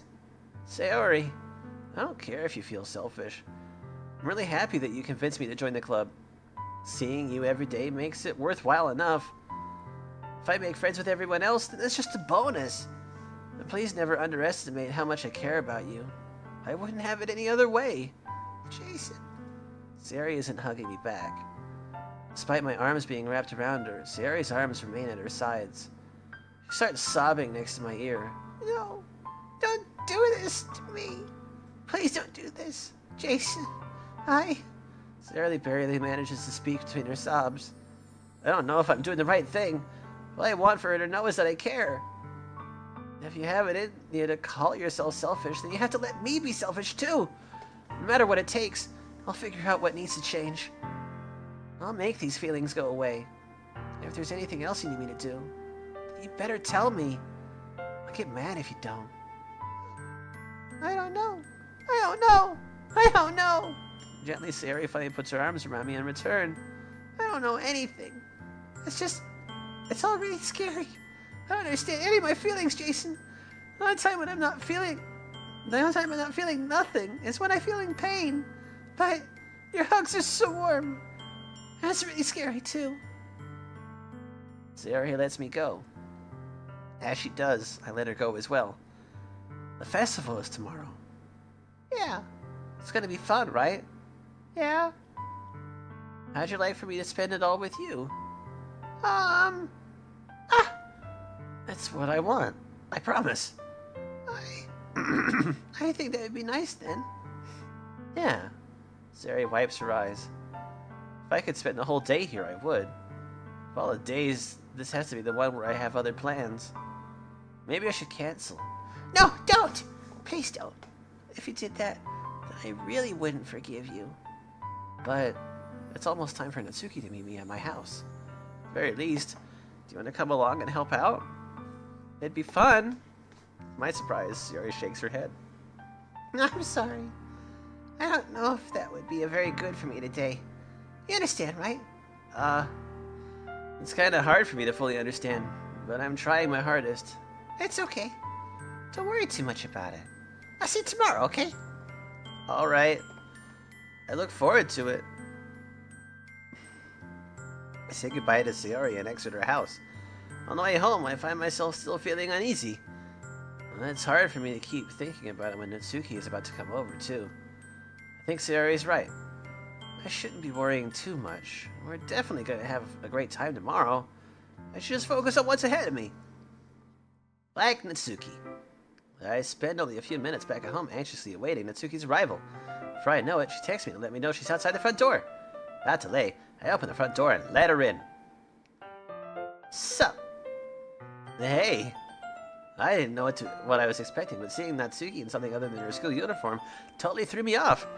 Seeing her in such cute clothes makes the uniform seem totally unfitting in comparison. Jeez, don't make it feel awkward already? It's gonna be a long afternoon, so don't be weird just because you're not used to seeing me outside of school. Anyway, I'm coming in. It's a cute little outfit with the kitty. I see you brought a lot of stuff. Natsuki's carrying a large bag that's probably full of baking supplies. Well, I didn't want to come all this way to find out that your kitchen isn't equipped for the job. Man, it looks like that kitchen should basically be fucking equipped. It's a nice-ass kitchen. You bought everything I asked you to, right? Yeah, I did. Yesterday, Natsuki asked me to buy a bunch of ingredients if I didn't already have them at home. Good. I'm glad I could count on you to do your part. Oh, of course. I'm surprised to hear Natsuki say that, rather than something snarky that she usually does. Could it be that she's a little different outside of school after all? Anyway, let's go to the kitchen. Not that we're not already there. What? You're not even gonna offer to take this heavy bag from me? Where's your hospitality, Jason? Come on. Since when did I need to be a gentleman? I grab the bag Natsuki holds out to me. Ugh! This is ridiculously heavy. I carried it all the way here. Are you impressed? I see now. Yeah, I am impressed, Natsuki. It seems like I always underestimate you. Haha!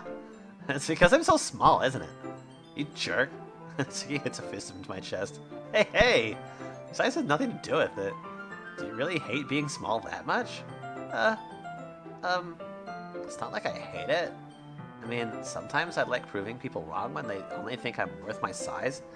It's fun when I get to be small, but also better than other people. But, jeez, never mind. What are you making me say? Don't you think that you can make me talk about weird things just because we're not at school? Are we getting started or what? There's a lot of stuff I gotta teach you. What? That's a little bit more like you. You're more fun when you just speak your mind like that. Hey! Now you are treating me like a kid. I was just trying to be a little nicer to you, you know? And just because I don't have a mature and sexy figure like Yuri, doesn't mean you should treat me like... Natsuki catches her words, and her face turns red. Natsuki, forget it. I didn't say anything. I should apologize. Eh? I appreciate that you were trying to be nicer. I should have been a little bit more considerate too. But also, if that's what you're really thinking, you should know that there are tons of guys who are into body types like yours. How do you know that anyway? Just trust me on this one. Gross. Hey! Was that to me? Who else? Man, just get it started already. You get all sour when a girl calls you gross. Finally found your weakness, Jason. Natsuki smiles deviously. Please spare me. And if Natsuki decides to dish out more insults like that, there's no way I'm not fighting back. But she's satisfied enough for now. Finally starting to pull things out of her bag so we can get started. Before long, the whole kitchen is a mess. Spoons, dirty bowls, flour, spilled fluid, plastic bags, bodies. They're strewn about every countertop. The mixer isn't big enough to make all the batter at once, so we've had to do it several times. Meanwhile, Natsuki is babysitting all of my movements to make sure I don't mess up her precious baking. Jason, where did you put the food coloring? The batter is going in the oven soon, so I need to fill the trays. I think it's in the bags next to the table. What are you using it for? To color the batter, of course. Making each tray a different color. That way, even if the flavors aren't different, everyone can still pick their favorite. That's a cute idea. Are we doing anything like that with the icing? Do you want to? Are you asking me? I don't really have a preference, so... Come on! You're not putting any heart into this at all. Can you at least try to have fun? I'm having fun! I'm not really sure what Natsuki's trying to get out of me. Meanwhile, I see her separate the batter into smaller bowls and put a few drops of food coloring into each. That does look pretty cool. Say, it's not like baking is just about following instructions. The presentation is where you get to be creative and have the most fun. It's a million times more worth it in the end if just looking at it makes everyone's eyes lighten up. Like the ones you made on my first date, huh? I recall Natsuki proudly presenting her cat-shaped cupcakes, and Sayori and Monika's delighted expressions. I wonder if I can make Natsuki proud like that too. Yeah, maybe I will use the food coloring then. Sounds like you're starting to understand. Just make sure you completely finish mixing the icing before you mess with the food coloring. Yeah, it's getting there. We were using the electric mixer for the batter, so I got stuck with a whisk and a huge bowl for the icing. Eh? The icing's still all lumpy. Are you even trying? Well, yeah. It just takes a little longer. Jeez, I'll be here all night if you do it like that. Here, look. Natsuki grabs the whisk from me and uses her other hand to tilt the bowl back. You really need to beat the crap out of it. After a few seconds, the consistency of the icing is already improved. Say? As if to emphasize, Natsuki sticks a finger in the icing and pops it into her mouth. I reluctantly start to do the same. Hey! Natsuki suddenly grabs my wrist. I want your gross fingers in my icing. Your icing, huh? Are you forgetting who did all the work? I start to fight back, trying to inch my finger toward the bowl. Don't make me beat the crap out of you next. I'd like to see you try. I push harder, just enough for my finger to reach the icing. I triumphantly scoop some with my finger, just as Natsuki tugs with all her might. Ah! The force of Natsuki pulling me causes me to stumble, making her stumble in turn. Gross! You got it on my face! Whose fault is that? There's a big glob of icing on Natsuki's cheek. She tries to reach it with her tongue, but it's too far away. Jeez. You know what? Take this!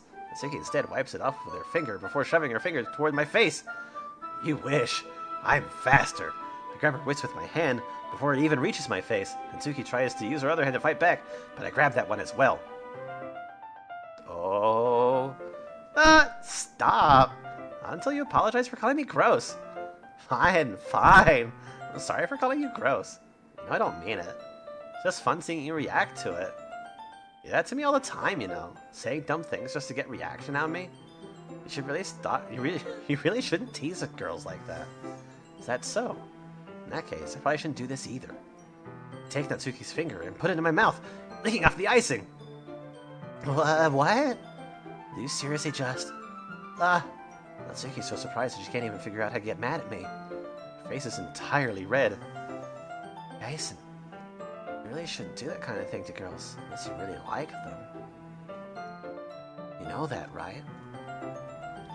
What kind of question is she asking me just like that?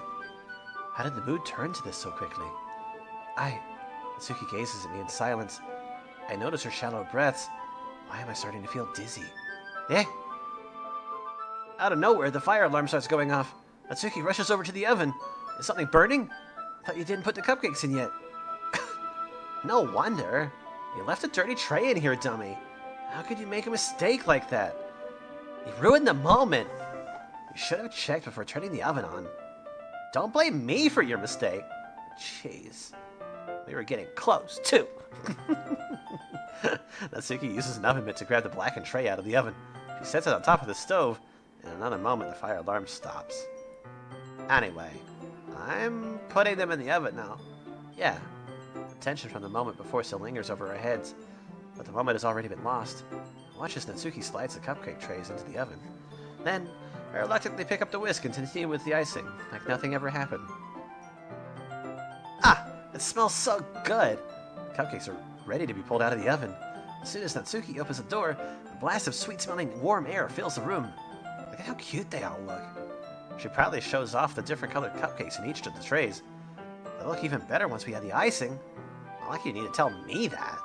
I brought decorating stuff, so I hope you can get creative. Here, scoop the icing into these bags. Natsuki hands me some plastic bags. I have these nozzles that'll make it look nice and fluffy. This one can even make flowers. They probably won't be using it this time, though. What's this one for? I pick up one of the nozzles that has a much thinner tip on than the others.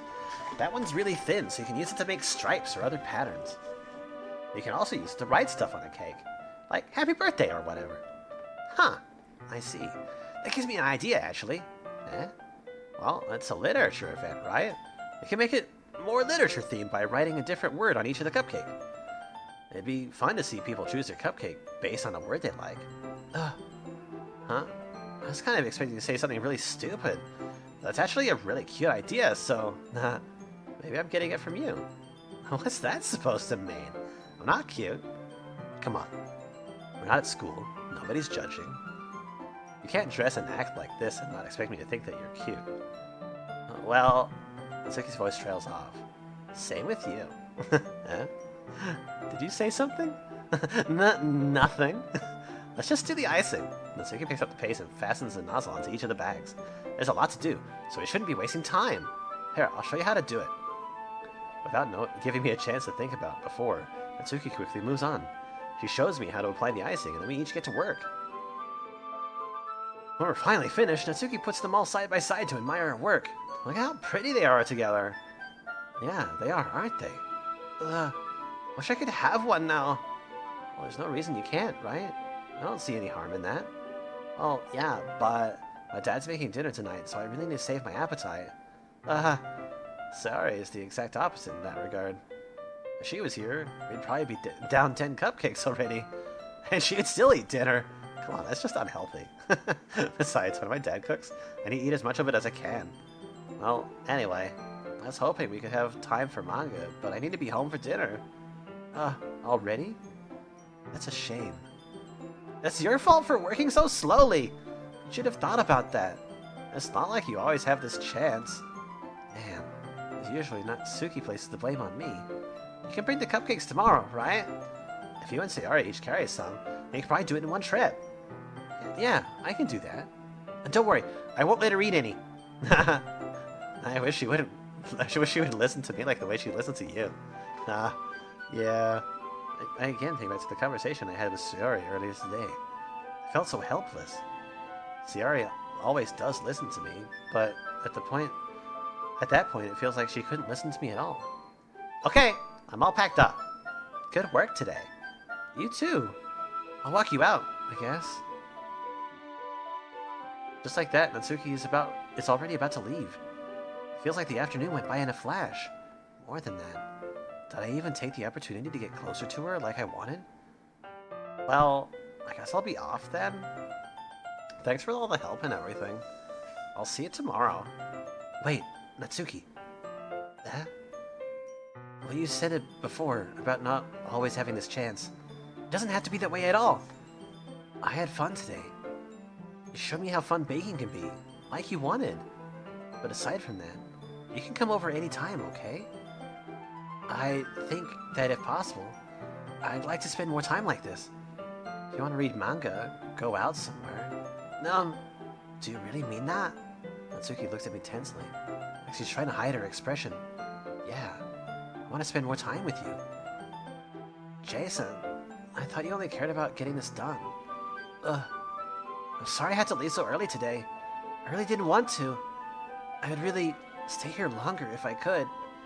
I feel the same as you, so... Natsuki suddenly gets closer to me. Wait, Natsuki.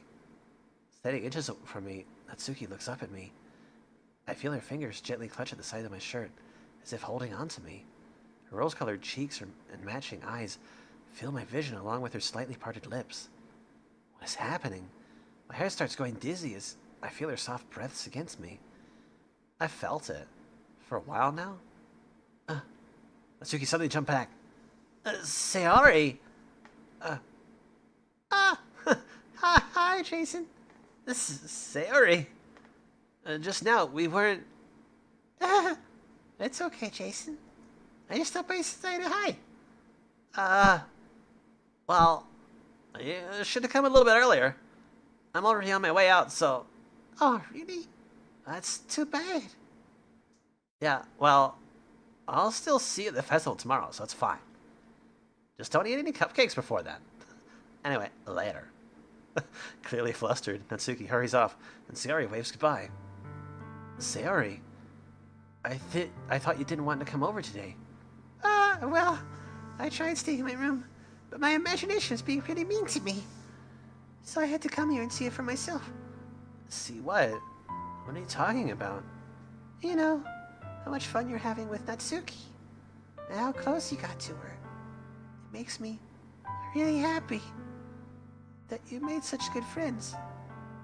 That's all that matters to me. Tears start falling down Sayori's face. That's all that matters to me. Why am I feeling this way, Jason? I'm supposed to be happy for you. Why does it feel like my heart is splitting in half? It hurts so much. Everything hurts so much. This would be so much better if I could just disappear. Sayori, don't say that. It's true, Jason. If I wasn't here, then you wouldn't have to waste your sympathy on me. You wouldn't have to put up with me being selfish. Monica was right. Those things that she told me how to do, specifically told me how to do. I should just... Monica? Monica was right about what? Sayori, what I said before is true. I'm not gonna let this continue. Caring about you like this isn't the burden your mind is making it out to be.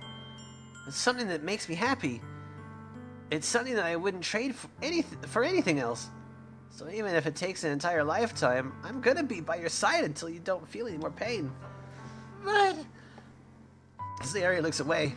I put a hand on her shoulder and reassure her. I'm scared, Jason. I'm really scared. What are you scared of, Sayori? I'm scared that I might like you more than you like me. Sayori? It's true, isn't it? I was weak and I started to like you too much. I did this to myself. Jason, I like you so much that I want to die. That's how I feel. And That's enough, Sayori. I don't want you to hurt anymore. I slide my hand down Sayori's arm and squeeze her hand in my own. Do you remember how I said I always know what's best for you? Do you still believe me? Wordlessly, Sayori nods. Even if you don't understand all of your own feelings, I know what you need most right now. And that's what I'm gonna give you. Well, doesn't matter. Let's drive that stake a little bit harder, shall we? You'll always be my dearest friend. What you need most is for things to be like they've always been. Monica told me the truth. She told me how much happier you'd seemed after I joined the club. I know you're struggling with some really difficult feelings right now, but please trust me that I know what's best and what will make you happy in the end. I promise I'll help get things back to the way they were. I see. Sayori forces a smile through an incredibly pained expression. Is this what it feels like? To get stabbed in the chest? I should write a poem about this. Sayori! It's okay. It's just my punishment, remember? For being so selfish. So please don't worry about these stupid feelings. I know you're right. I knew this whole time there'd be no happiness down that path. That's why I came here. So I could just get the answer I needed to hear. And the other thing, you're also right that I just wanted it to go back to the way it was. I realize that now. You really do know me better than anyone, Jason. I'll trust you with anything. Anything at all. So... Sayori's smile finally breaks. All of a sudden she turns around and drops to her knees. Ah! Clutching her head with both hands, she screams as loudly as she can. I'm so shocked that I don't know how to react. Sayori looks over her shoulder and flashes me one more weak smile before turning around and running off. Sayori! Left helplessly standing in the front of my house. Why am I feeling so horrible about this? There's nothing more that I could have done. Most I can do is support Sayori through her feelings and help her on the path that's right. I'm having as much trouble understanding Sayori's feelings as she is. Even though I can comfort her, I keep wondering if I should be doing something more or something different. I know these thoughts will continue to plague me as things are back things are back to the way they are. I'm gonna give it everything I've got. Sayori will always be my dearest friend, and I'll do whatever it takes to put a smile on her face every day. Oh boy. Well, we're nearing the end of this run, though. It's the day of the festival. Of all days, I expected this to be the one where I'd be walking to school with Sayori.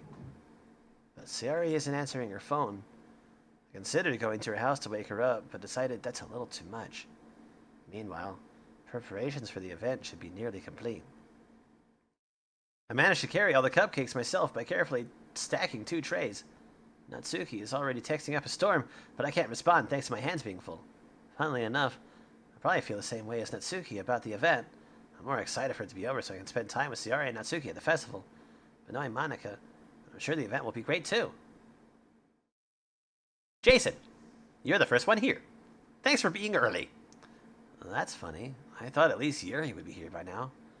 Monica's placing little booklets on each of the desks in the classroom.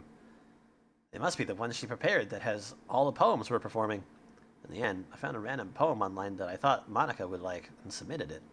So that's the one I'll be performing. I'm surprised you didn't bring Sayori with you. Yeah, she overslept again. That dummy. You'd think on days this important, she'd try a little harder. I say that, but I suddenly remember what Sayori told me yesterday. I suddenly feel awful. It's not nearly that simple for her. I only said it because it's the way I'm used to thinking. But maybe I should have gone and wake her up after all. You should take a little responsibility for her, Jason. I mean, especially after your exchange with her yesterday. You kind of left her hanging this morning, you know? God damn it. Why have I just noticed that line? Anyway. Exchange? Monica, you know about that? Of course I do. I'm the club president after all. But that's really personal. I stammer, embarrassed. Did Sayori really tell her about it that quickly? About how I basically turned down her confession? No, she didn't tell her. Monica just knows. That makes me seem like the bad guy here. But I'm the one who knows what's best for her, right? Jeez, don't know the full story at all, so... Don't worry. I probably know a lot more than you think. Monica's being as friendly as usual, but for some reason I felt a chill down my spine after hearing that. Hey, do you want to check out the pamphlets?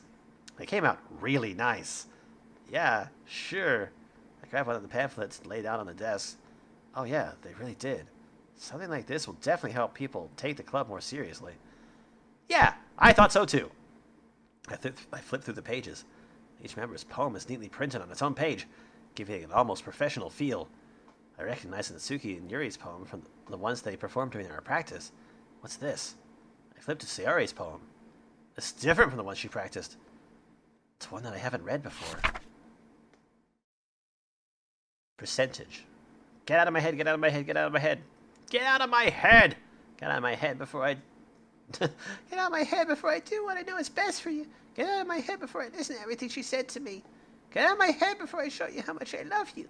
Get out of my head before I finish writing this poem. But a poem is never actually finished. It just stops moving. Oh, gosh.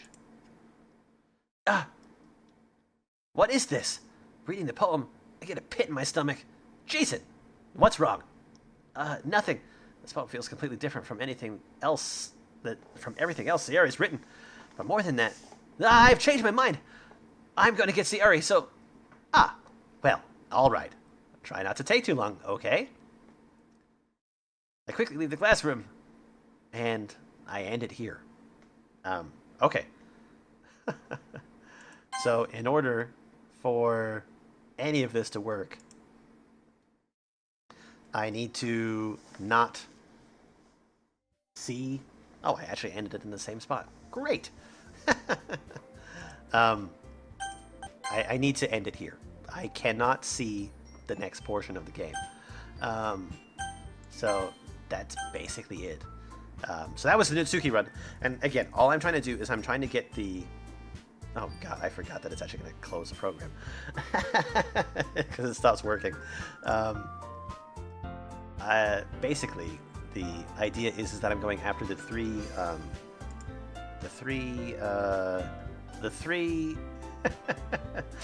CGs. That's what I'm looking for.